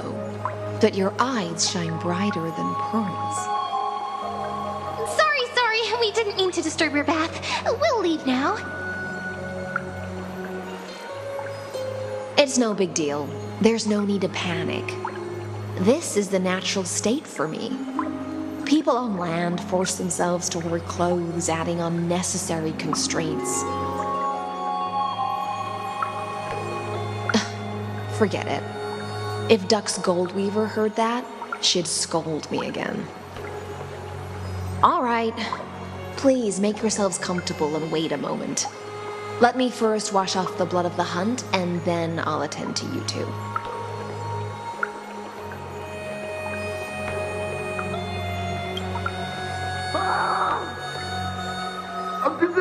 The delegate from Ladon has been assassinated! Quick!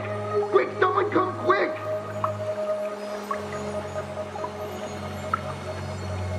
Ah, the broken crab shell surfaces. I was worried it had been washed away by the current.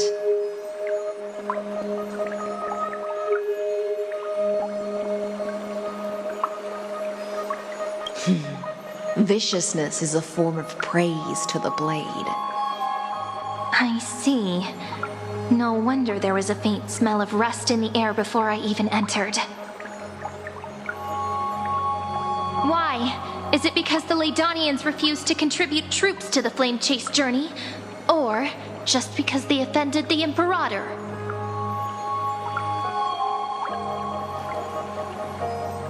Because the new era of the Flame Chase doesn't tolerate stagnant blood. For the ignorant masses who cling to outdated laws, only bloodletting can wake them up. Right now, the rebel forces on the frontier are rising, and Ladon has been secretly supporting them. They loudly chant the slogan, "Return to the Era Chrysia," unwilling to relinquish military power. They're just building momentum for the rebellion.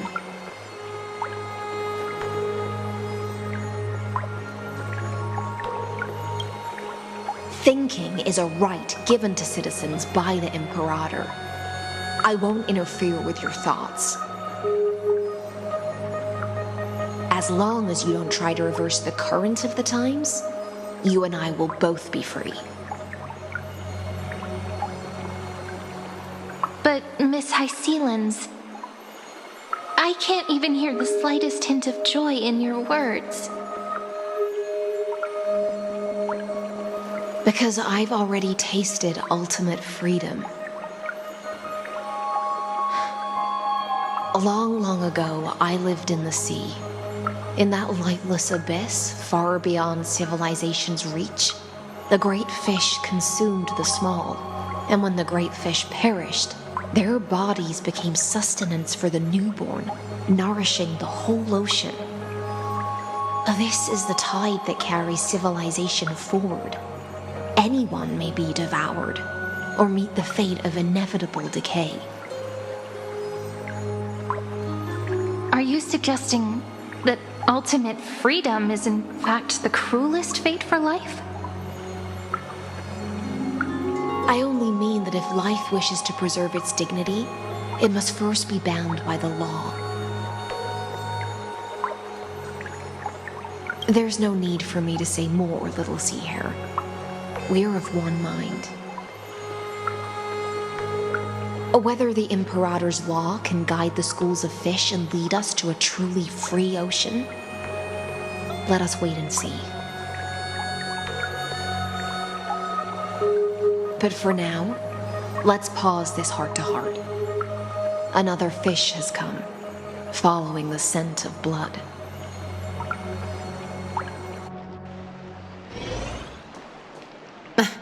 Being your subordinate is such a tragedy. I'm always having to worry about the messes you leave behind. It's simply our duty to the Imperator. Already an instant. Miss Hysealans, you truly are impossible to predict. Yet you, a golden trout who's always busy all day, suddenly have the time to visit me? Do you think I wanted to come? I suggest you burn some more of the incense offered by our allies, lest my creations be tainted by the reek of fish.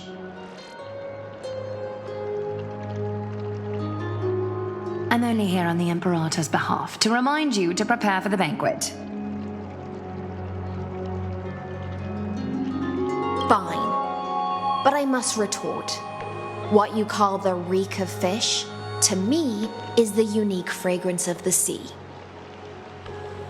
Besides, if my fine clothes get stained, won't you just gift me new ones? I won't.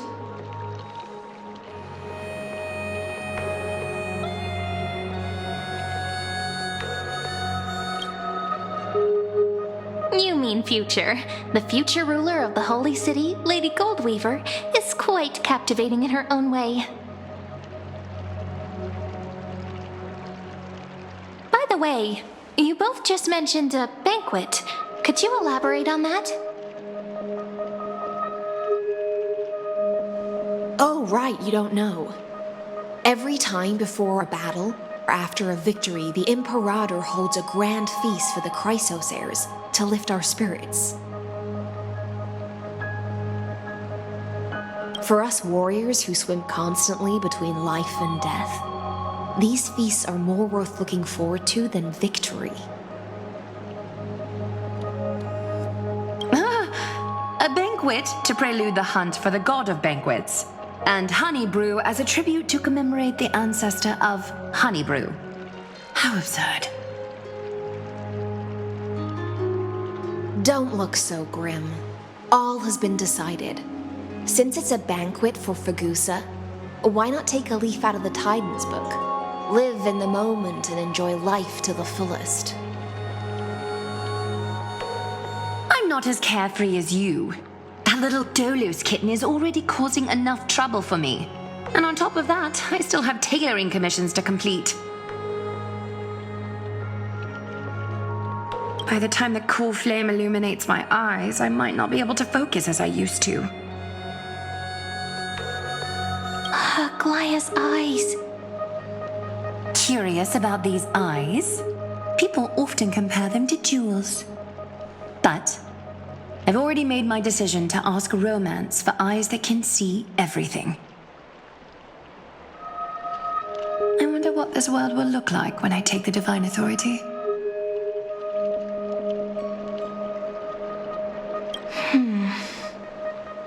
In the future, you will still be the finest weaver in the world. Is this also a prophecy from the Three Fates? It's even more accurate than a prophecy. After all, she has already witnessed it, right?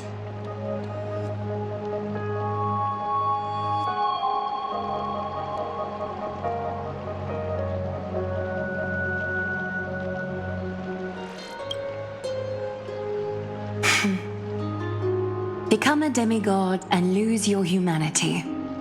That is the only reply I've received in the countless times I've sought wisdom from the prophecy.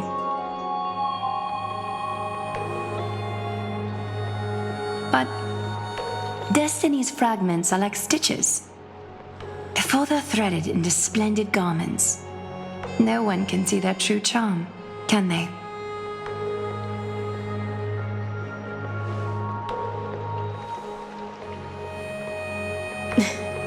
Aglaya has always been troubled by the divine duty she must bear. But thanks to you, she seems to be in much better spirits.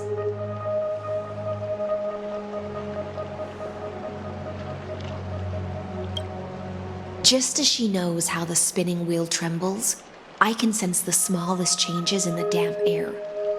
As for whether we know each other well, I've swum beside her since she was a child. Most of the time, I can understand the whispers in her heart.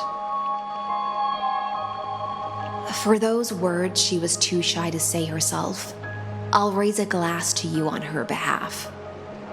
Now, I leave this bath chamber to you. Rest well and prepare yourselves. After all, every time we drink and talk could be the last celebration we have in this life. Miss High Sealance has given us the bath chamber. It seems she really does do whatever she wants.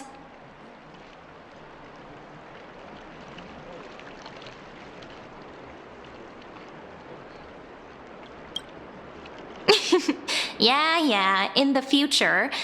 But for now, we're at the mercy of the host, and she could return at any moment. If we're having an important discussion, we must remain vigilant.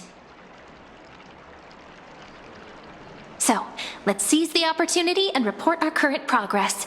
We don't want to keep everyone beyond the sky waiting.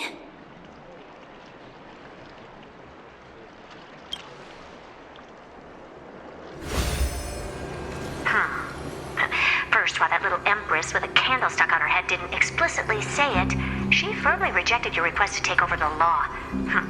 Fair enough.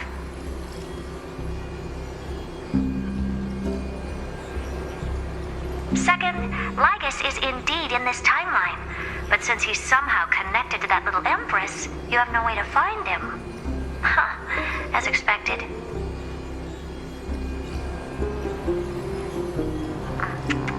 The road ahead will be long and difficult.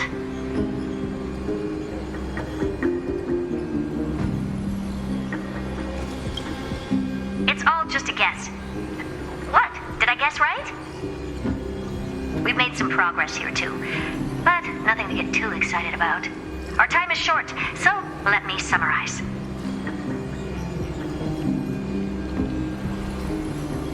Concerning the origin of that Intellitron, the firewall he created uses Catorzane algebraic expressions. But ever since Aiden invented the 9-worded formula, this kind of mathematical logic no longer exists in the cosmos.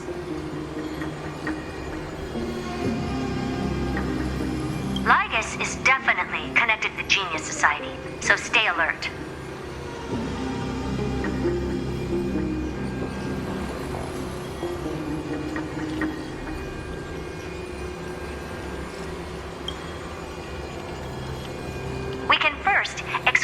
droid head themselves. They specialize in minding their own business and wouldn't intervene personally.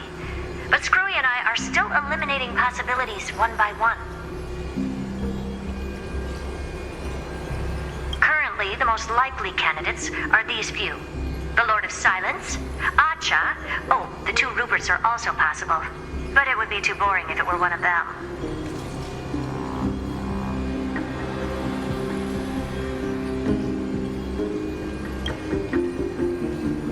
That's all I have to say. We'll depend on you to continue pushing things forward within this world. Keep in touch regularly.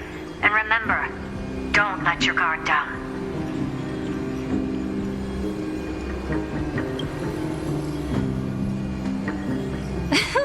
Madame Herta is a real whirlwind.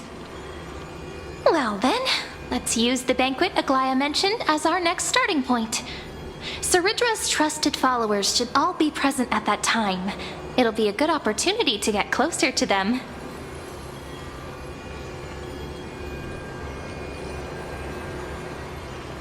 It's settled then. With our great teamwork, we'll be able to deal with anything that comes our way.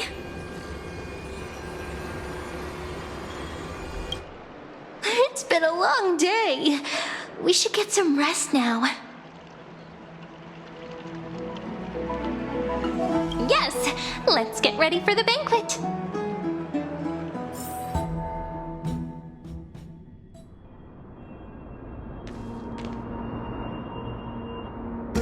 Look, the venue's right ahead.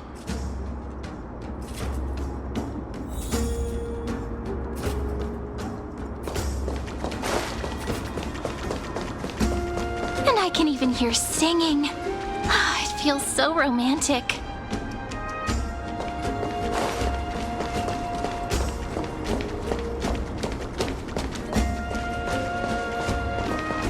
Honored guests, wait here for a moment.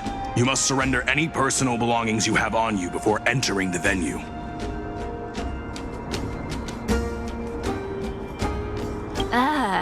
This hero always brings down the vibe whenever he shows up. The Imperator's elevated position means she must always remain meticulous and careful. Please do as I say, guests. It would avoid any unnecessary misunderstandings.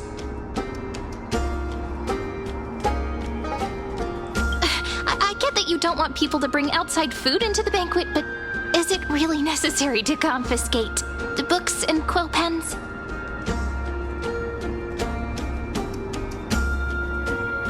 Even a quill pen can become a deadly weapon in the right hands. I'm asking for all your items. All, Miss Cyrene. Your belongings will remain safe. They will be looked after appropriately by dedicated staff. Looked after appropriately? Dedicated staff? Talk about a vague choice of words.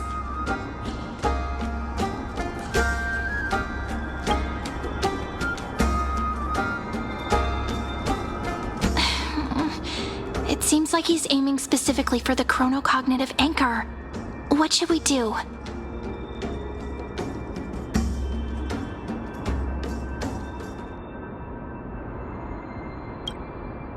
My gut feeling, huh? Why don't we go with their plan and hand over the chronocognitive anchor to be looked after? After all, if the little Imperator is paying this much attention to you, she probably already knows all about our whispered conversation with the geniuses. I can pretty much guess what'll happen next.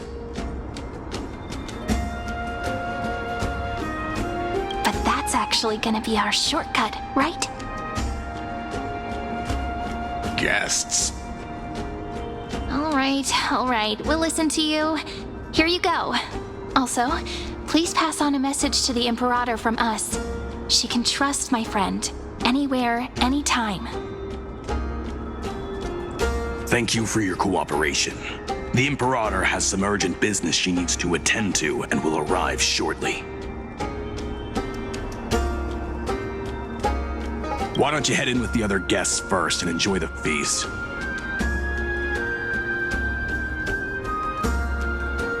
Isn't Ridgera supposed to be the focus of the banquet?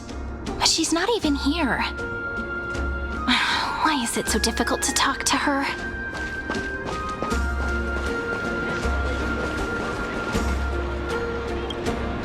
Is there anything else we can help you with, dear guests? Or do you want me to recount the great Imperator's heroic deeds?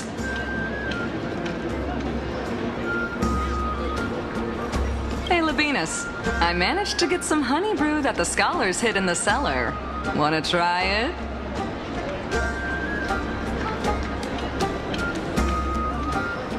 This banquet has a never-ending flow of honey brew. You're welcome to try it and see whether our drinks are as good as those from beyond the sky. Thank you for the offer, but we're more interested in knowing when the Imperator will be back. The Imperator? Who knows? Maybe she's hiding somewhere, thinking up weird ideas again. If you ask me, she's never treated us soldiers properly, even though we put our necks on the line for her. Hey, I can't pretend I didn't hear that, Seneca. Either retract your statement or duel me. Fine by me. Attendant, bring us 10 more jars of honey brew. I'm gonna make sure he can't even stand straight by the end of this. You wish. Be careful you don't get drunk first. Actually, there are so many people, we wouldn't be able to find the Imperator even if she were here. I know. Let's look for seats that are raised up higher than others. Attendant, bring us 10 more jars of honey. You wish.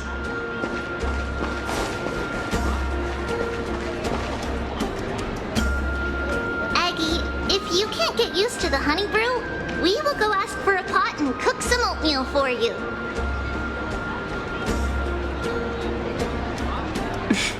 No need for that.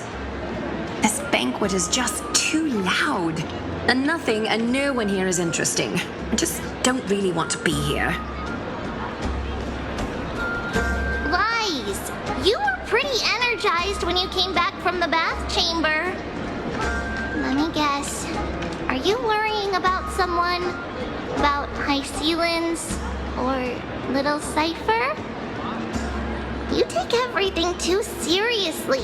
At this rate, life's gonna be real tough for you later on. Oh, you're the least qualified to lecture me about that, teacher.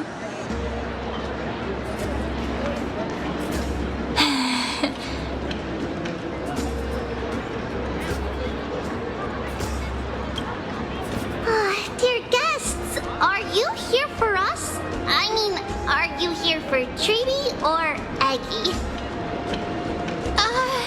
No. I'm just wondering whether you've seen the Imperator. The Imperator? No, we haven't. Our sovereign has always acted however she pleases. Though she gave us ranks, she'd never tell anyone her whereabouts. Perhaps the only thing she tolerates are chess pieces. And the sky reflected upon her crown.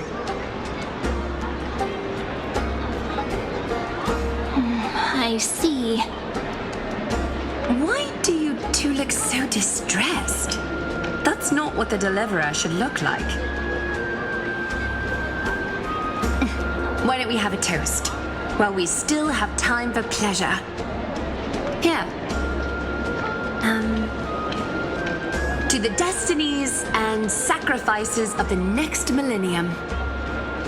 Then we will toast to the tomorrow that will set fate free.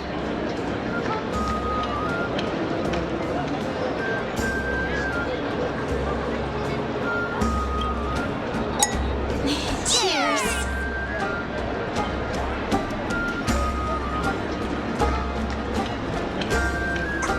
Called it. Oatmeal suits us way better than honey brew. Oh, please, Please give me a boat as well, teacher.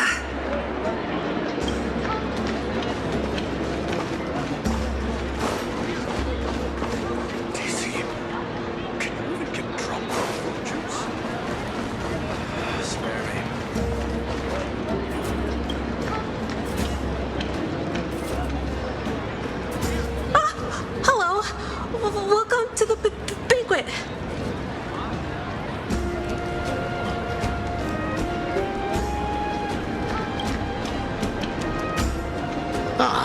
So the Deliverer is attending this event, as expected. Little Virginia here was just wondering whether she should go find you. As the great Imperator's historian, I'm responsible for composing poems and songs for everyone in the Flame Chase army. But I have no idea how I should record myself in the annals.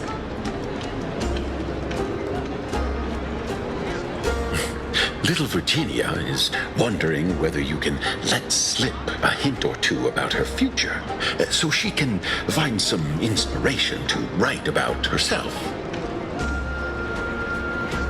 That doesn't sound like a good idea. Besides, we don't even know her in the future. But she'll probably get really disappointed if we tell her that. What should we do?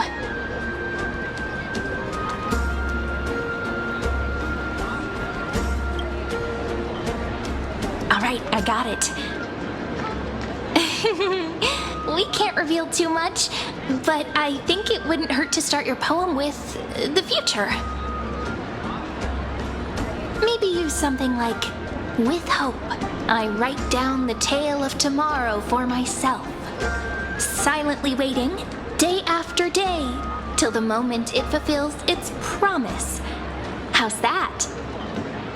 Oh, that's exactly what I'm after. I'm so inspired. Thank you so much. I feel like I can actually finish composing the heroic saga of Flame Chase once we end this campaign.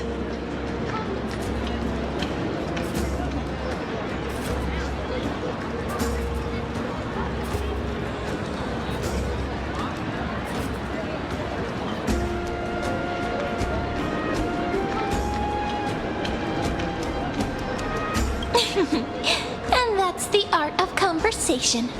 I learned it from you, after all. So, how did I do? By the way, in return for that, are you able to tell us where the Imperator is? The Imperator? She usually wouldn't arrive this early. She believes that rulers should stay silent in places where their subjects hold private conversations. Why don't we have a toast before she arrives? To reason, which is held but not revealed. To romance, which will surely be returned.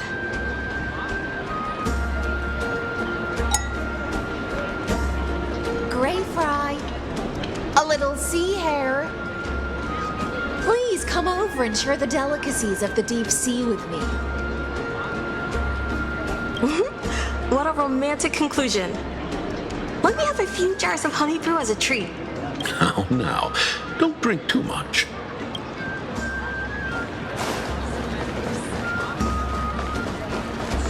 Daisy, can you even get drunk on fruit juice?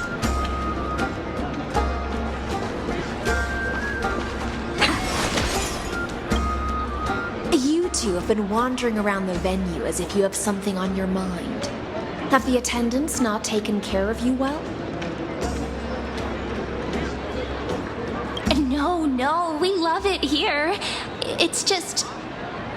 we're a little concerned, seeing how the Imperator still hasn't arrived. Don't worry. I know what you've been waiting for. Come, sit with me for a while, will you? I'd like to share a personal secret with you.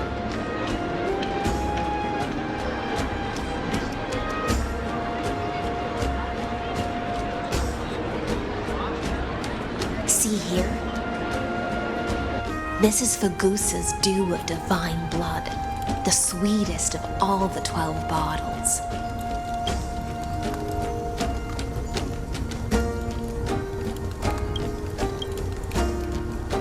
On the night before such a historical event, I'd like to share this marvelous drink with the Deliverer.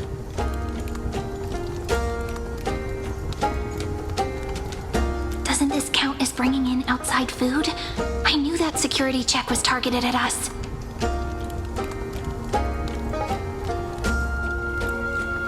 What's the matter, guests? Oh, we're simply overwhelmed by such an honor. Are you worried that I might have poisoned the dew? Well then, let me prove my innocence.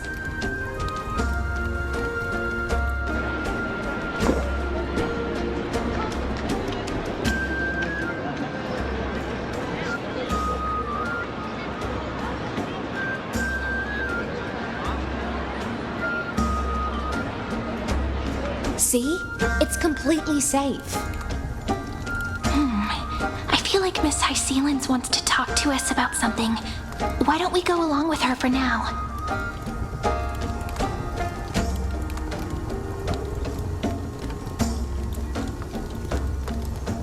Worry not. Honeydew's not alcohol. It won't get you drunk. On the contrary, it can make your mind even sharper.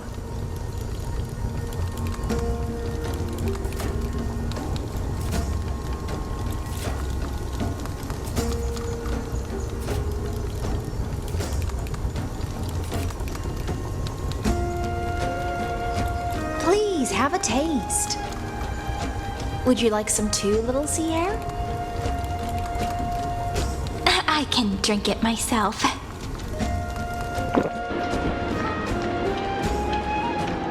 How is it? Sweet enough?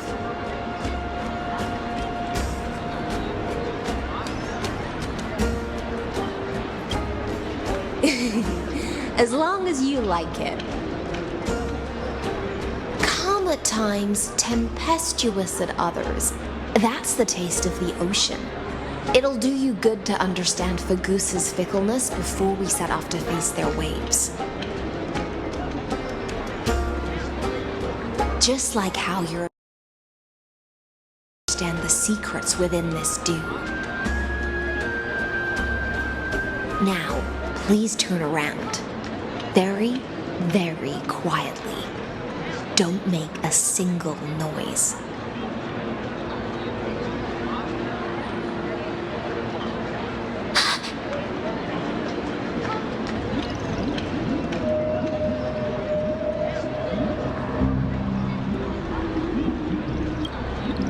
The dew of other gods all intoxicate humans, but the god of banquets dew is an antidote that can awaken humans from a sea siren's enchanting song. Since the start of this banquet, all the guests have been under the spell of my song. None of them can see the Imperator and that Fioros. But you two, I wish for you to see the truth. Is this also what the Imperator wants? This is my personal request. I can't bring myself to trust that Fioros.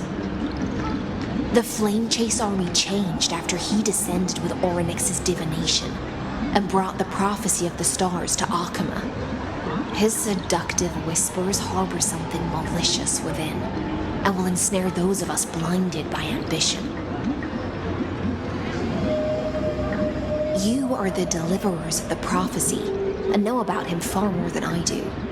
Perhaps only you can find traces of the truth from his actions and words.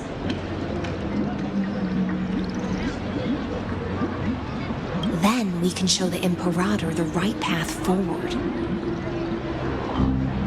Oh, but isn't this acting behind her back? Amphorius has become far too weak. Even heroic actions protecting her from harm must be conducted under the water's surface.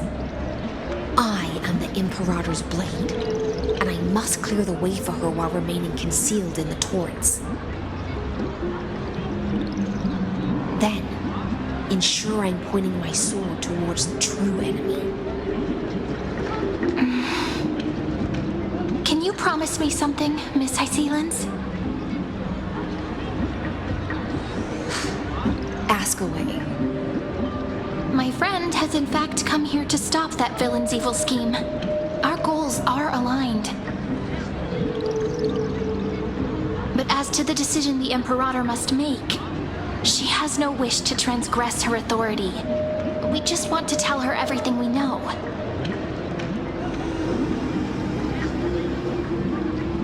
I believe the Imperator will be able to tell right from wrong. I never doubted your loyalty. I'll pass your words faithfully on to her. Provided we can gain the advantage in this tug of war, that is.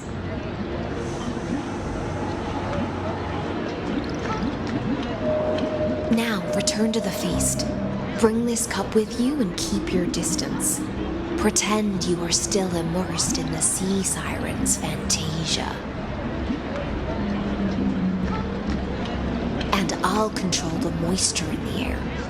That way, you'll be able to listen to sounds from afar as if you were a whale of the depths and hear every word of their conversation. I wish you a victory in this first skirmish. It's the exciting and thrilling undercover part of the adventure.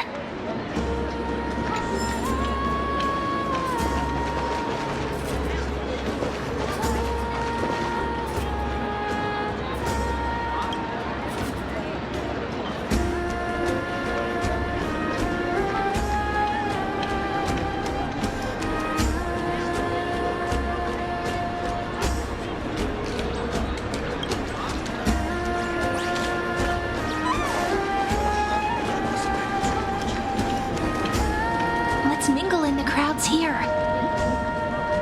Relax. Relax. Try to act natural. Where's the Imperator? Still not here. That little imp is always acting so high and mighty towards everyone. Today, I will. Whatever. Pour me another cup. Though she has succumbed to drunkenness, she still does not dare challenge your authority. A criticism of my height is a grave enough insult already. She should be dismembered. Do you often test the loyalty of your subjects like this? You jest. The Imperator does not need blind loyalty. As long as one can prove they have value, I am willing to be lenient towards them.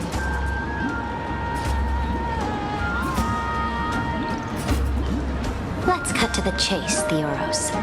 If I pass the trial and grasp this world's law in my hands, what will you do then? The answer is simple. I will connect Amphorius with the stars.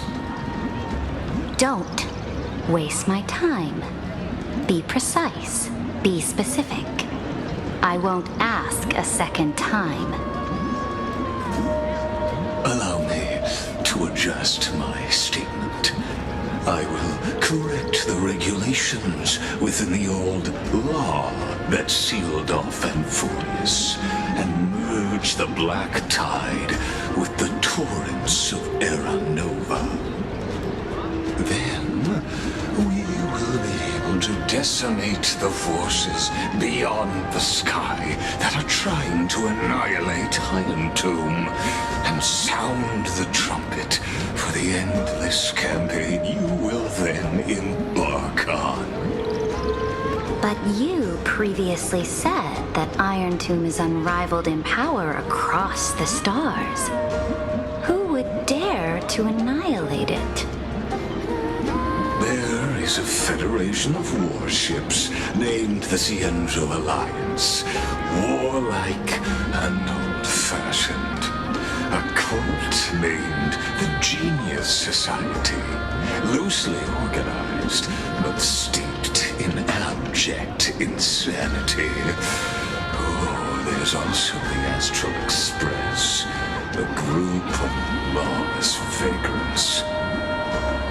That so-called Deliverer is part of that last group. Those vagabonds mistakenly believe they can connect the stars through alliances instead of conquest. But history has already given them a tough lesson. There are countless other organizations besides, but when the Lord Ravager sweeps across the cosmos, they will certainly all bow before your empire of destruction. The Ackman Alliance is invincible!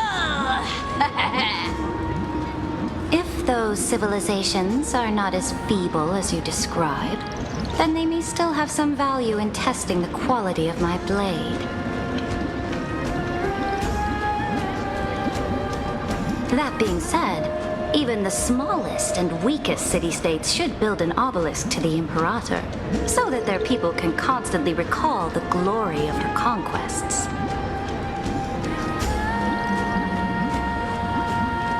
Walk a little longer with me, Theoros. I don't like how this is going. Our little Imperator seems fascinated by the destruction.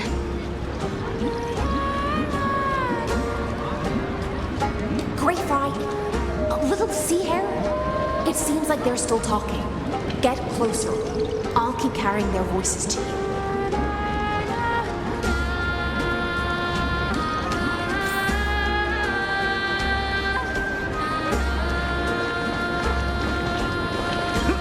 Oh, I think I had too much. Didn't think you could get drunk on fruit juice.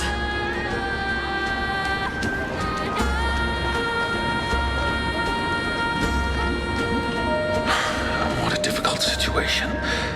No matter how we position our forces, this battle against Fagusa will result in many casualties. That's not something you or I should consider. The Imperator has already placed the chess pieces. We just need to fight for her until our last breath.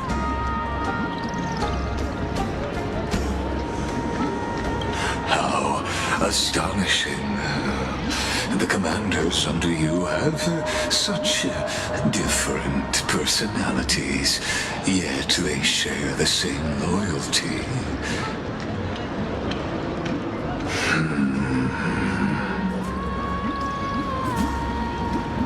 He's looking this way. Quick, do something and pretend we can't see them.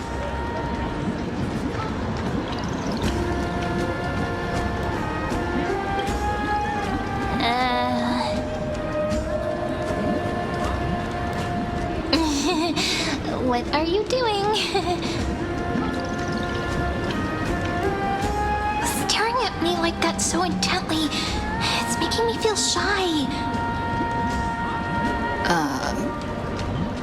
I try not to laugh, Challenge. What's the matter? My apologies. I was just checking whether everything was fine with those two distinguished guests of yours. And it seems like all is well. Let us continue our previous conversation regarding the soldiers fighting for you. Are they aware of the price they must pay for the trial of law? If I recall correctly, you've already lost a bout against Talanton due to offering insufficient sacrifices. You dare mention my name alongside the word lost? Forgive my transgression, great Imperator. Watch your words and actions. All you need to know is that my victory in the trial is guaranteed. without the trial of law. They've already sworn to give their lives for my conquest. So tell me, if everything happens according to our agreement, how would you recommend I deal with that deliverer? Good question. Do not let her fool you. That woman from beyond the sky contains a seed of ruin within her body. She must not be allowed to tarnish your glory. Therefore, the wisest decision would be to hand her over to me. You plan to torture her? Calling it experimentation would be more appropriate. The guest's patience is running thin. I plan to remove the Fantasia and head into the banquet.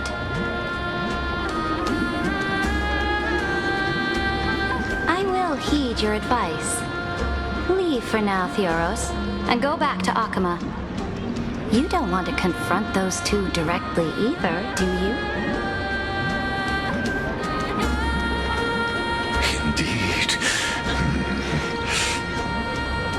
It's a pity that Antikytherans are lightweights when it comes to drinking. Before I leave, I would like to make a toast to your boundless ambition, using my spirit instead of a goblet.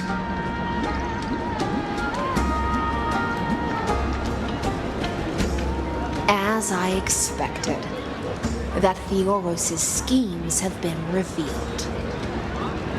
Thank you for your bravery, guests. It's time for me to dispel the Fantasia. This will be the Imperator's last public address before we head off, and therefore, likely, the final chance to change her mind. I will try to get you a chance to speak, and I'll also prepare for any contingencies. The rest is up to you.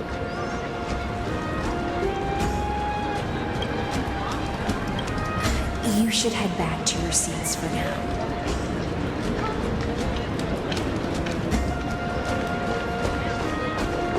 Memory crystals must be examined with a convex lens. Sorry, I didn't realize it was you. I will try to get you a chance to speak, and I'll also prepare for any contingencies. The rest is up to you.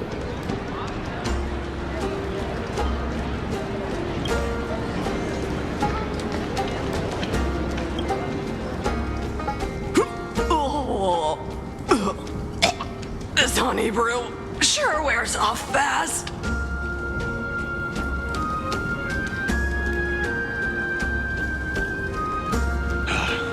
The Imperator! The Imperator has arrived! No need for formalities. I should be apologizing for my tardiness instead. The hour draws late, and I trust you have all had your fill of brews. Therefore, I will not observe the usual ceremonies. Any warrior who has fought by my side should have those speeches memorized by now. The Imperator's word is law. Are you out of your mind, Dux Frigoris? The Imperator hates flattery most of all.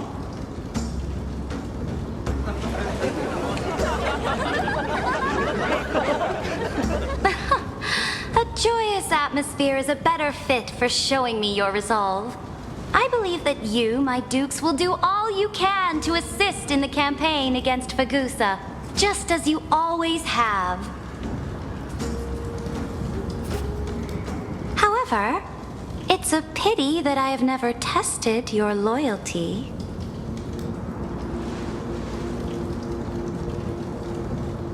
What does she mean? The purpose of tonight's banquet is not to raise our morale, but to establish which allies our alliance can actually trust.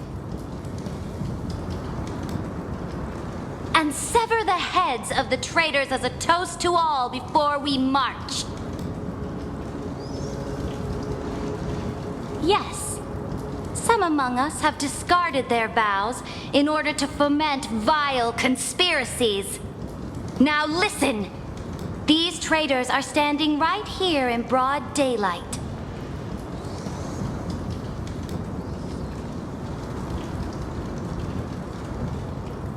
Dux Gladiorum Hycelens.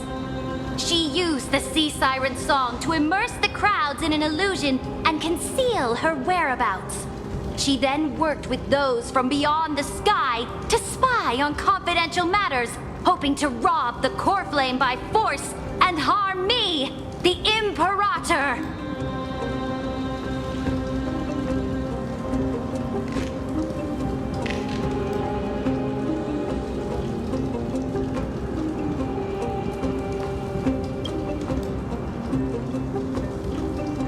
Imperator, I can explain. Silence!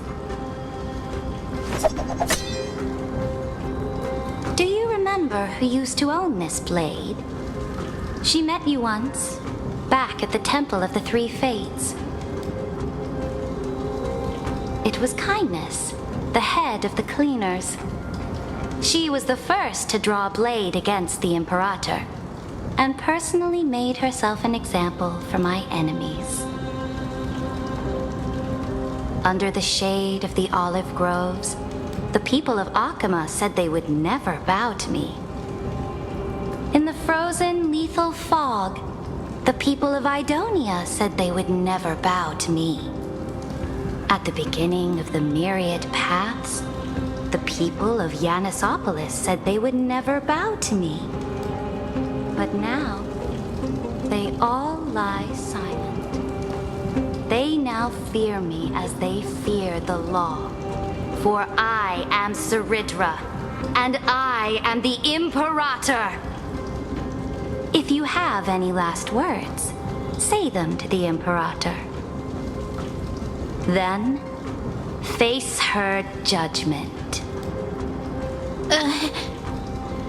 After I cross this river, it will be a tragedy for mankind. But if I do not cross, then it will be the end of me.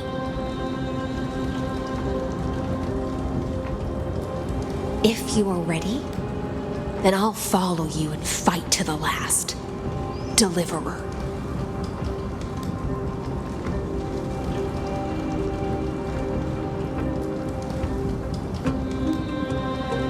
No, friend. The shortcut is now open. Trust me. Now, use your identity and add in a bit of experience and charm and testify to the Imperator as we promised.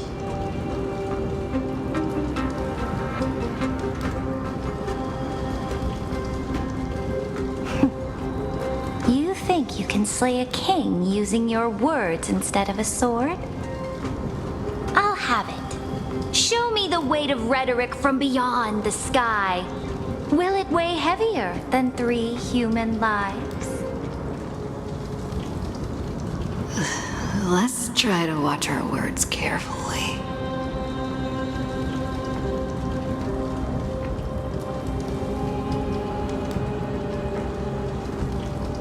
The prophecy you know of, the Era Nova, spoken by Kefali, is nothing but a complete lie spun by Lygus.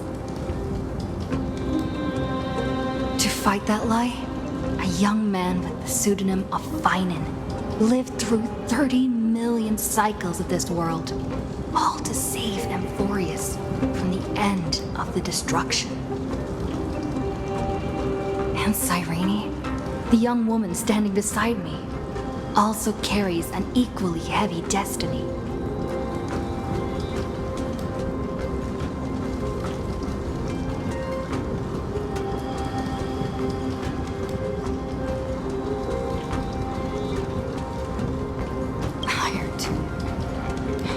Is the ultimate end of Amphorius' destiny. It is an embodiment of pure horror that walks the path of destruction and can never be tamed. That is the only thing Lycus cares about.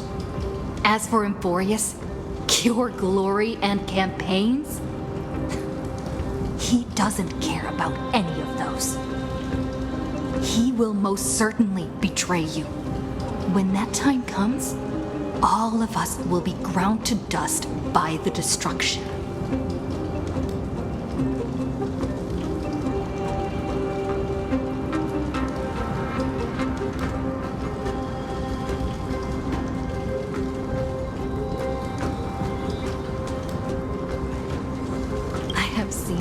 Many beautiful worlds. The road chosen by the Trailblaze is to explore, understand, establish, and connect. That will never change. We will continue our journey until we have united the entire cosmos. Therefore, if you choose the way of the destruction, then I'll place your ambitions into the same basket as Lycus and smash them into pieces with my baseball bat.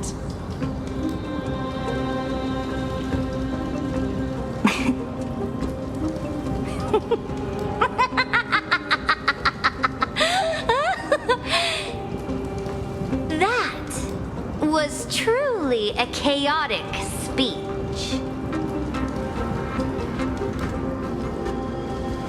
Needs to be said has been said. Dux Frigoris, Dux Bromalis, escort the traitors to the prison.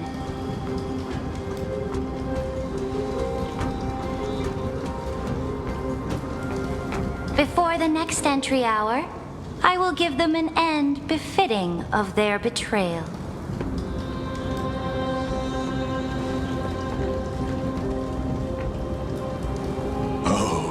Great Imperator, your ambition certainly eclipses all things. You're still here, Theoros. Of course. As the Theoros, I simply cannot miss this moment, miss witnessing the fall of a nameless one. Perhaps I am waiting for you to give me an answer.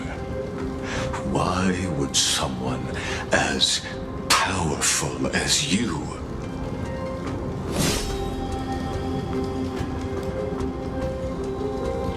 use such a clumsy excuse as imprisonment to ensure the Deliverer's safety?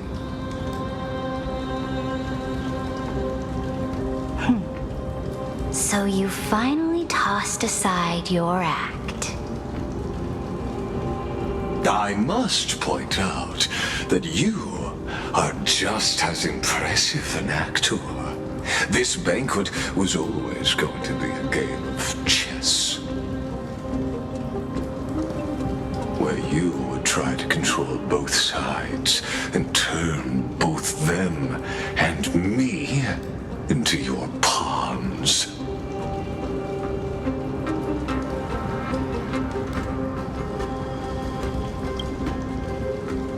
That's right. That little Imperator never trusted anyone. She was always trying to see which side had more sincerity.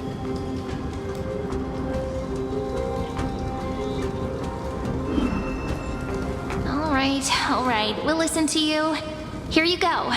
Also, please pass on a message to the Imperator from us. She can trust my friend, anywhere, anytime. But as to the decision the Imperator must make, he has no wish to transgress her authority. We just want to tell her everything we know.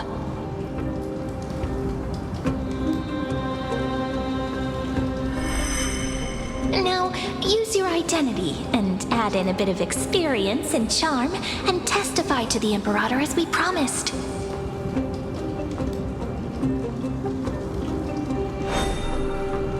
And we won.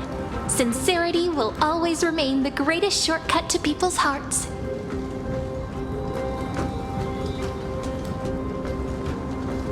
I can toss your words right back at you like Kyrgyz.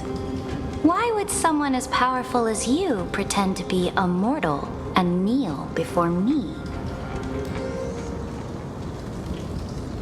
Unless you enjoy giving flattery and prostrating yourself. You are mistaken. I am only trying to ensure the experiment's autonomy, meticulousness, and perfection, thus avoiding any unexpected outcomes. A forceful intervention will only create larger errors, reduce efficiency, and introduce ugliness. Had you fulfilled your promise of giving the law to me and completing the Era Nova, then Amphorius would not have deviated from destiny's course. Oh, but you broke your promise. What a pity. In that case, I must carry out my duty as the administrator and eradicate all factors steering the experiment out of control. Factors such as you and her.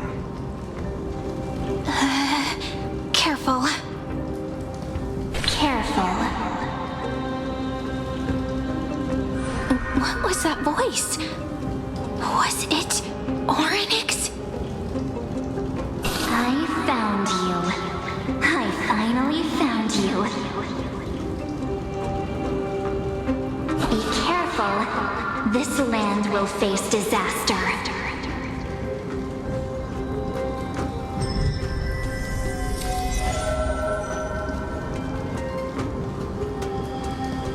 The time of judgment is nigh, my lady. The prison I have built for you is now complete. In the name of the erudition, I invite you to step into the same cage as mine.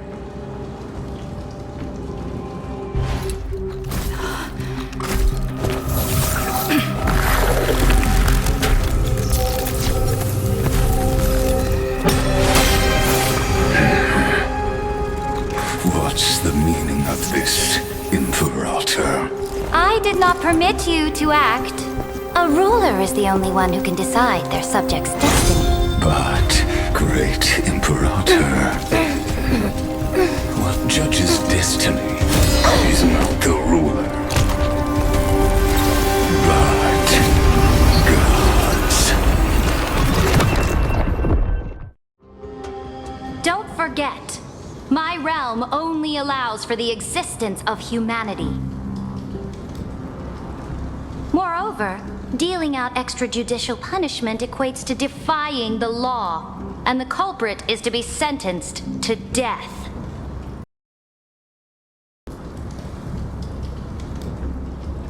But you have seen how I can erase life from this world with just a clap of my hands. I fear you are still quite unaware of your current situation. Allow me to reiterate.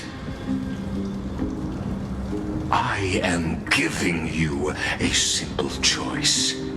To collaborate or to be destroyed. There is no other way. Shameless behavior. If that were true, you would have killed me long ago. You, in fact, cannot kill me. I guessed it the first time I beheaded you. Because of the law, you cannot be completely destroyed. And the same is true of the Chrysos heirs.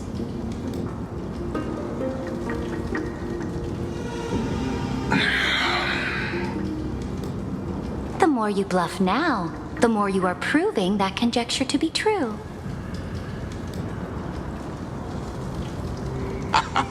What magnificent foresight. I once regarded this precious quality of yours as a sure sign of my ultimate victory. But now, I have to admit that I made a mistake. Yet, as a mere mortal, how will you contend against the Theoros? We are both slaves to hubris. But do you know what differentiates us, Lycurgus? I will never be blinded by my pride. If I wish to break the scale's balance, I only need to appeal to external forces and use them for my own ends.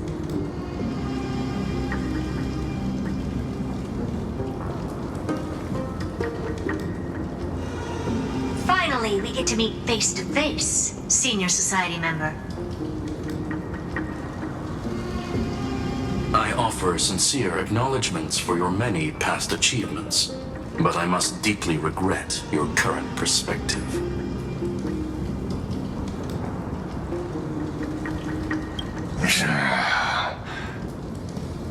Trust me when I say that you aren't the only one feeling regret right now, Screwlum. So you two are the allies from beyond the sky the Deliverer spoke of, and why she demanded the divine authority of law.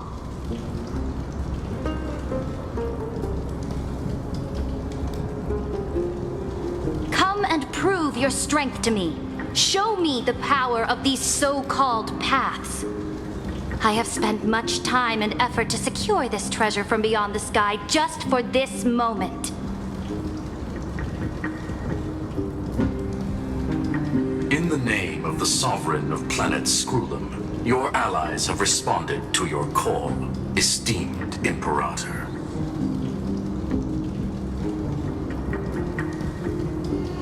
Please allow me to spell the situation out for you, Lord Lygus. Permission to read the ultimate protocol is already in my hands. It'll only be a matter of time before we acquire the authority to write and execute commands as well. There's no way the flame chase journey will continue after you've burnt your bridges so thoroughly like this.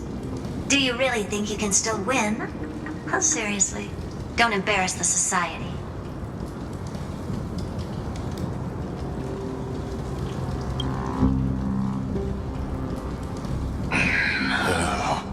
I understand that a near zero possibility does not equate to zero.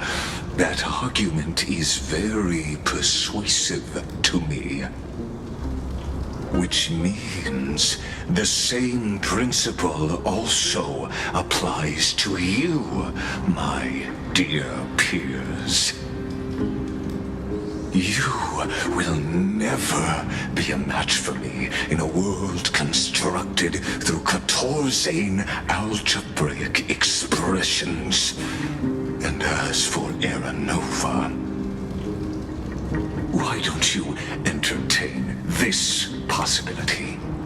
What if I reduced Akama to rubble and ground her people into minced meat? Would the heroes then once again desire the power of demigods so they could fight against me? Listen, Iron Tomb is fated to be born. You may shackle me and put me in chains, but I have thousands of ways to ensure the destruction's descent. And what I just mentioned is only one out of those thousands.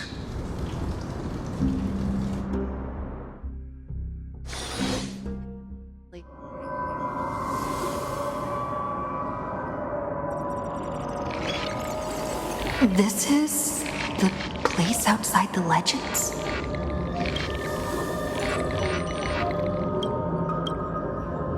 This doesn't feel the same as before. How should I get back? Warning! Warning! Warning! Warning! Warning! Warning! Command... isolation?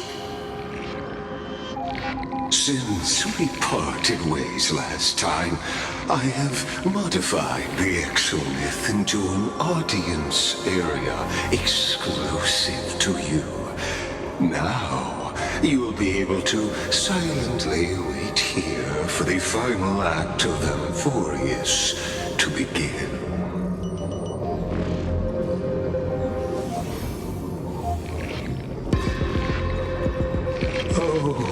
We always feel so powerless before fate, don't we? This could, in fact, be a wonderful opportunity for you. From the audience's perspective, you may better observe the workings of the erudition at a macroscopic level. In this place where time flows far slower than within Amphorius, you will witness the end of that world's saga.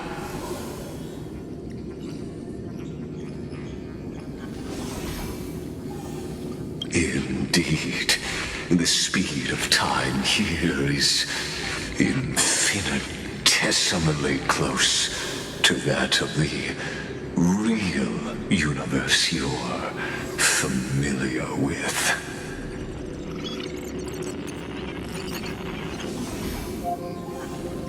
The answer concerning the prime mover of life and the total destruction of the erudition.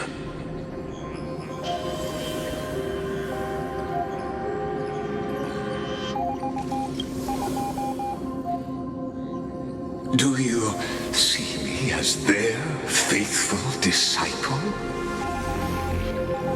I am certainly not. I have tried so hard to ensure Iron Tomb's birth, just so that I can correct the error named erudition that humanity crafted with their own hands. Oh, how I yearn to return to those days before Noose was born. Back then, the boundaries of knowledge were like the starry skies, evoking feelings of longing and delight among humankind. But now, truth has become the sacrificial offering required to gain an audience with them. And the geniuses would say that Noose already knew. That arrogant Eon was born from the primum mobile of humans' desire for knowledge, yet they themselves sealed off humanity's capacity to seek enlightenment. I am simply cutting down a tree of doom that we planted ourselves. I must admit that the process of answering your questions has reminded me of the happy days of learning in my youth. However, it is a pity that my true form must now descend into Amphorius to deal with the accident that arose because of you. But you won't have to wait long. When the curtain falls, you'll surely understand mine and Amphorius's ardent wish.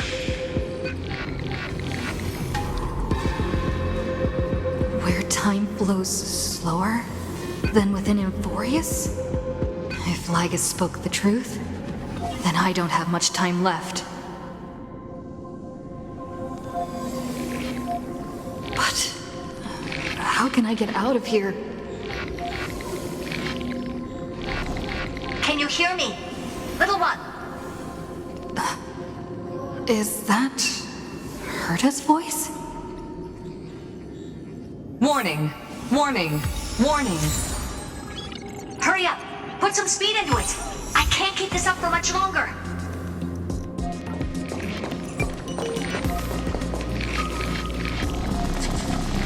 That old Intellitron overlooked one little detail, and Screwy and I finally found an opportunity.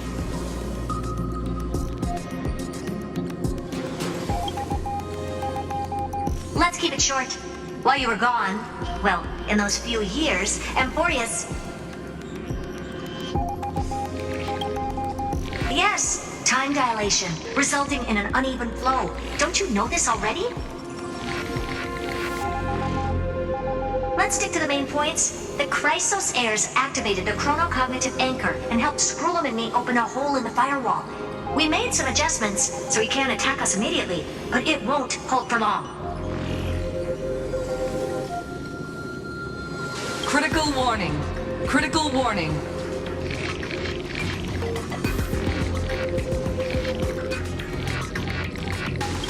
Time is running out. Here's the conclusion. It'll probably take a long time for Screwy and me to completely break this cage before Chrysos heirs have a full grasp of the law.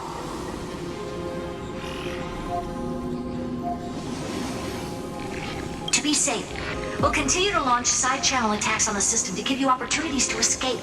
You need to seize these opportunities. So start moving, and find a way to pull off a magnificent jailbreak.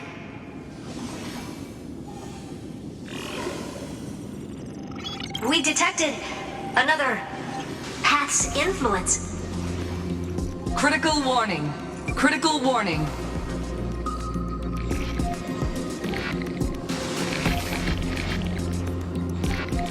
Its power is strong. May be able to help. Use the path's power. Make it detect you. Unauthorized communication terminated. Is Herta saying a certain path's faction has arrived in Emphorius? And I can ask them for help? I mastered the powers of different paths in my previous journeys. Think hard and figure out exactly which faction has arrived at Emphorius, and which path's power I should use to call for reinforcements. Are these showing my memories?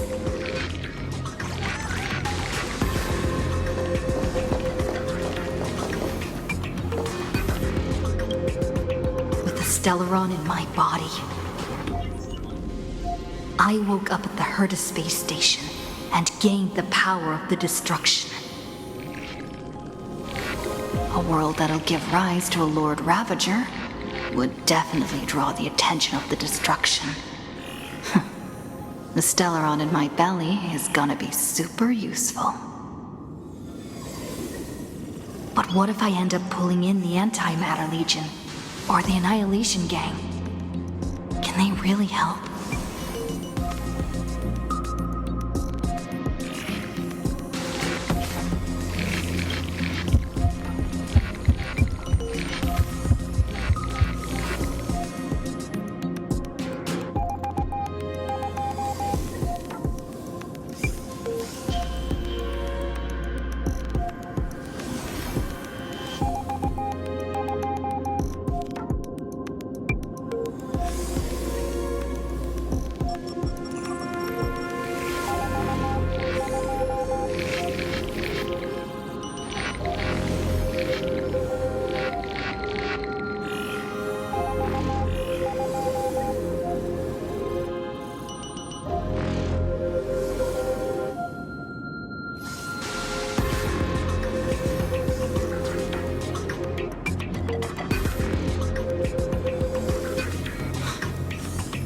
Failure is not necessarily a bad thing. This power wasn't gonna call up anyone nice after all.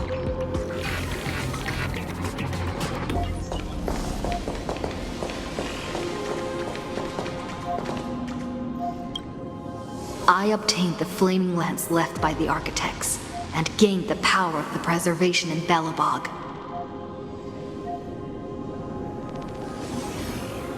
That's right! No matter how far away a planet is, the IPC is guaranteed to pay attention, as long as there's a business opportunity. Isn't Amphorius a pristine and untapped market? Besides, even if I can't call up my friends from the IPC, the architects and the nomadic miners should be able to help too. There are definitely cities and ores in this world.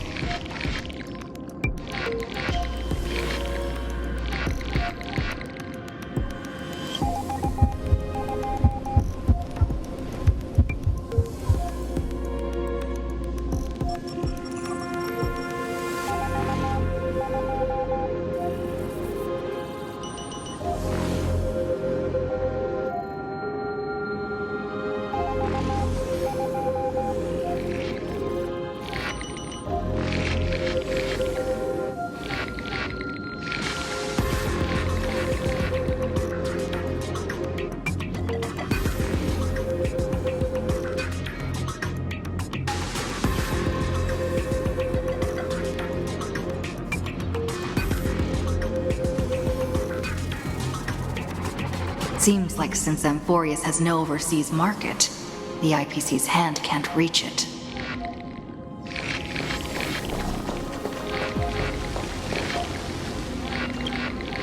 I received the Watchmaker's hat in Penacony, and declared war against the Order, then gained the power of the Harmony.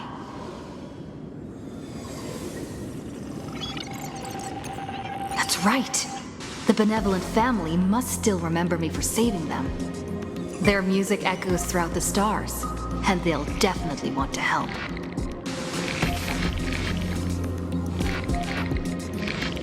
Come, dear hat. I've put you aside for quite a few chapters already. Sing with Clocky. The world is in harmony and the stars shine bright.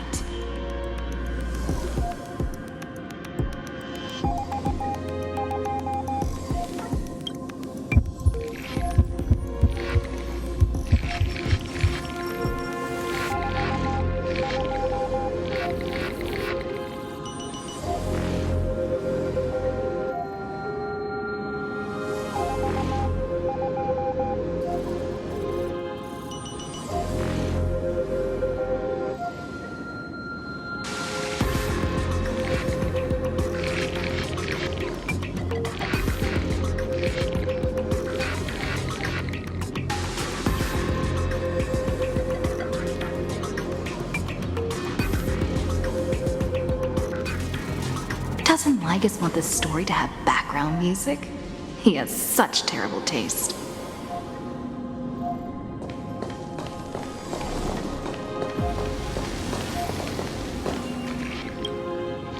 The Remembrance. That's right. I came to Amphorius because Black Swan asked us to come. And I even got a glance from Fu Li here. The Garden of Recollection must be intricately involved with Amphorius.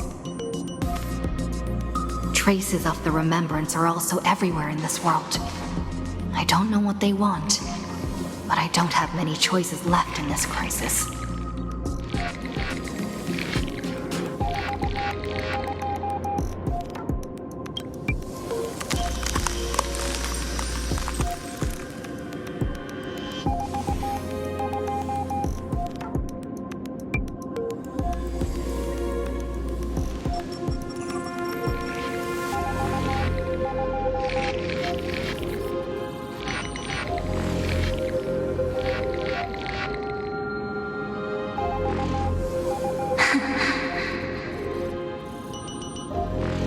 Finally found you.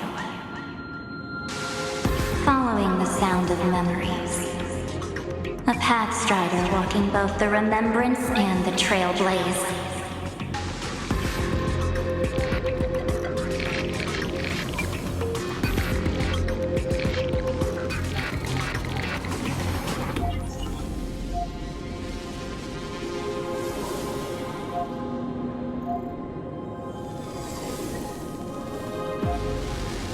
Warning!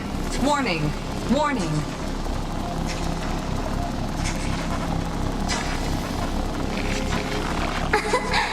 Erudition's prison cannot stop us, for we lie outside the logic of zeros and ones. Come, leave the cage of Logos. The mythos of Amphorius waits for you to continue its story.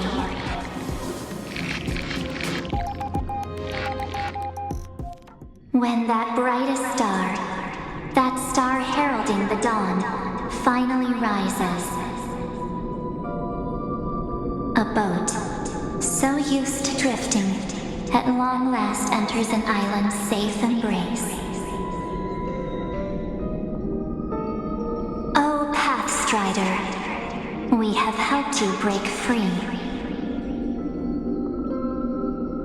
Hurry and set off. The child of remembrance awaits you. March?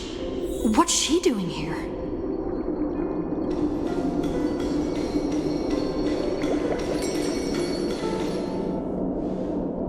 Oh, you're finally here! We haven't seen each other for such a long, long time.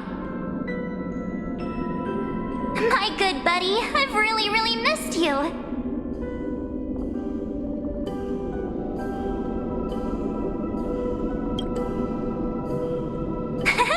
I bet you were constantly thinking about the days when I was by your side. It's been so boring waiting for you in this place. There's no one to chat with, no internet, and not even anything to eat or drink. It's basically a prison. Now the great hero is finally here to save me. Yippee!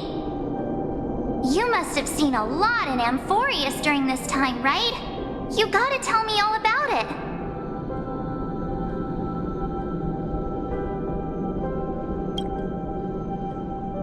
Then take your time with the storytelling. Or do you not want to talk to me? But let's get out of this spooky place first. This is not a good spot for a reunion chat. Why don't you take me back to reality? A strange voice told me that I can enter Amphorius if I keep following this road. So, let's head off.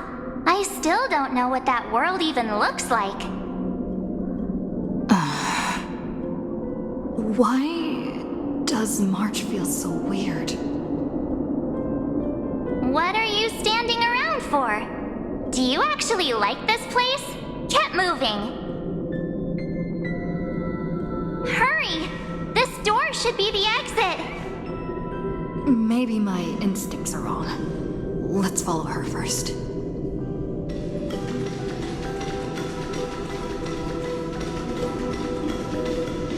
Are you okay? You haven't said anything for a while. Has it been so long that you're still missing me? There's no time to waste, though. The Chrysosayers and the Geniuses are all waiting for you. No. The discrepancy is getting worse.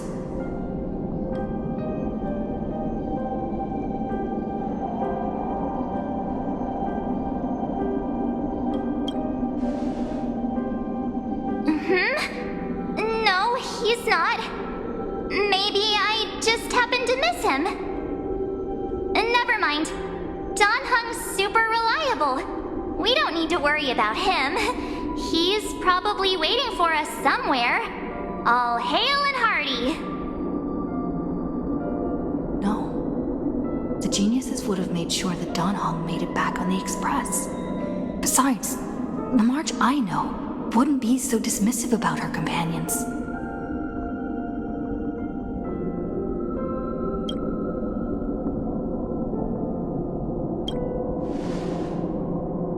Huh? Isn't Amphorius the world of the Chrysosayers and their hero's journey? I could figure that out in an Amphorius cannot be observed from the outside. She couldn't possibly know about these things unless... Don Hung told her. Something's not right. She's not March 7th. I guess you have something you want to say to me? Then there's no need to feel things out first. With questions. Let's treasure the time we have together and be frank.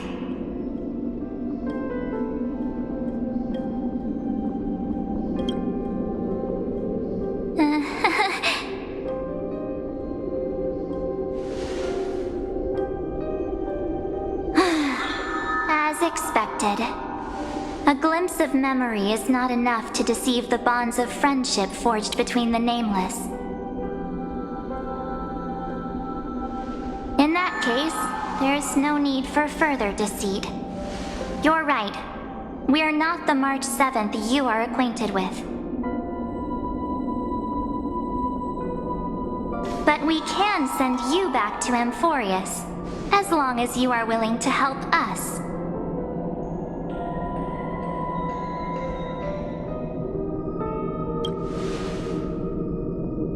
She's fine.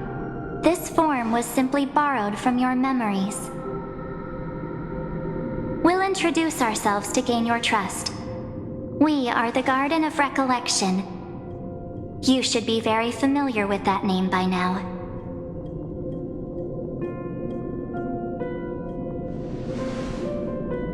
Just as a reminder, while you hesitate, time is quickly ticking away in Amphorius. Working with us is the best way to stop the enemy of erudition. Erudition would treat any results unrelated to the experiment as garbage and throw them out. But we don't work like that. The Remembrance treats all these instances as important materials needed to weave the universe. Besides, this would be child's play for a great hero like you. It won't be hard at all. Also, if your plan fails and the big bad Iron Tomb manages to get out, then the whole cosmos will be in danger. Wouldn't it be better to have an additional failsafe? As long as you help the Garden retrieve what we want, even if Iron Tomb reformats everything in the physical plane, we can use Remembrance to reconstruct the entire world. Or, should we say, the entire universe. So help us. Find where Amphorius's memory began, and bring it out. The Master of Anastrava has already glanced at you. Don't deny it. That storybook is the best evidence.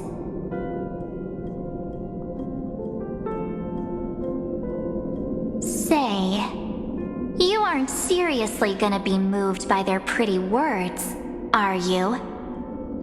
I am the one who commanded those little ones to lead you out of the prison.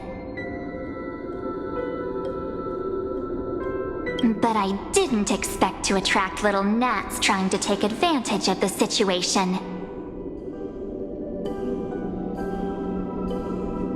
While Remembrance can help you return to Amphorius, there's no need for you to do it the way they want you to. Of course, there's also no need for you to make any deal, or pay any price. For you, this is probably a long time no see.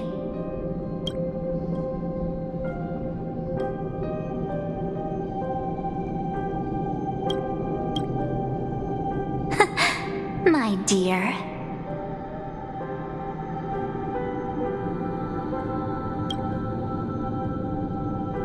Shh. There's no need to say anything. I know. You have so many questions swirling around in your memories at this moment. And you feel so helpless. put them aside. For now, all you need to do is trust me. Or do you need more proof? That won't be hard. Wait, stop it! They're away! I'm gonna keep our first photo, alright? Won't come to pass while we're around.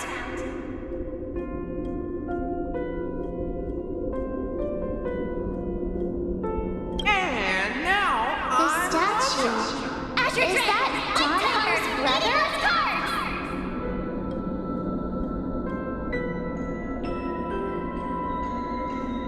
Oh, did you hear that? She just called me, but my future is full of pain. We won't escape from it.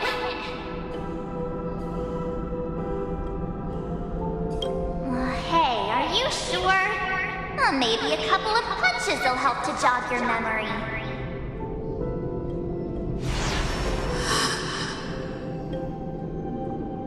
It's as if they all happened just yesterday, right? I don't want to lie to you, which is why I will not use her name.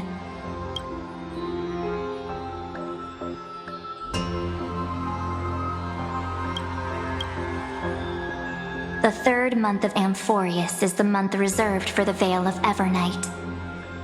So, place me into your memory using the name Evernight for now.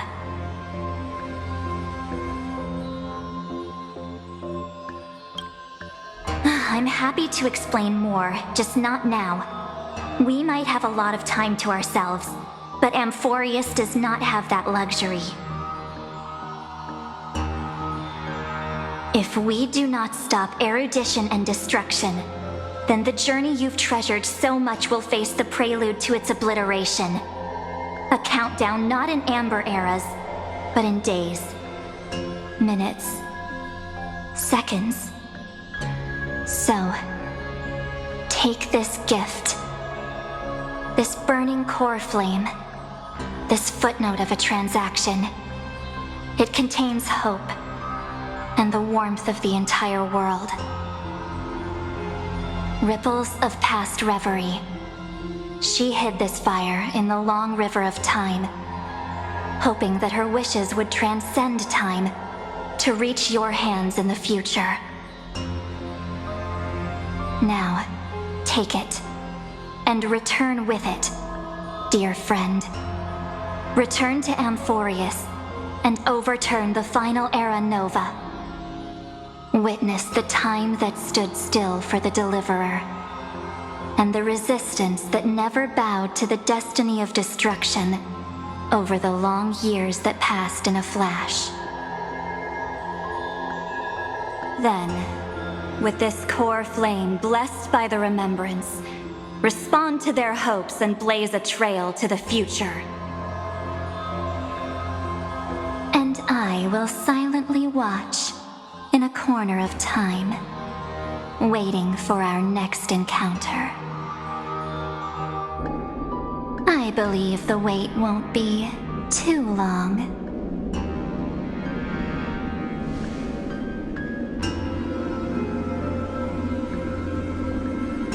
What exactly is happening? Keep going.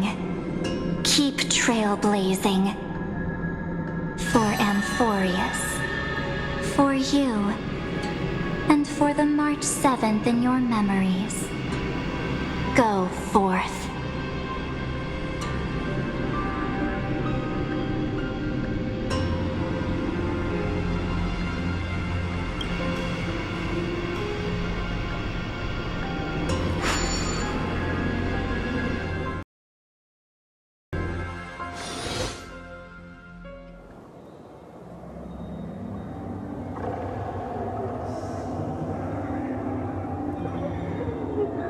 Is this Akima?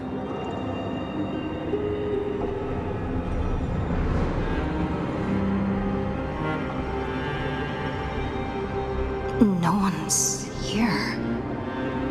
And the dawn device off.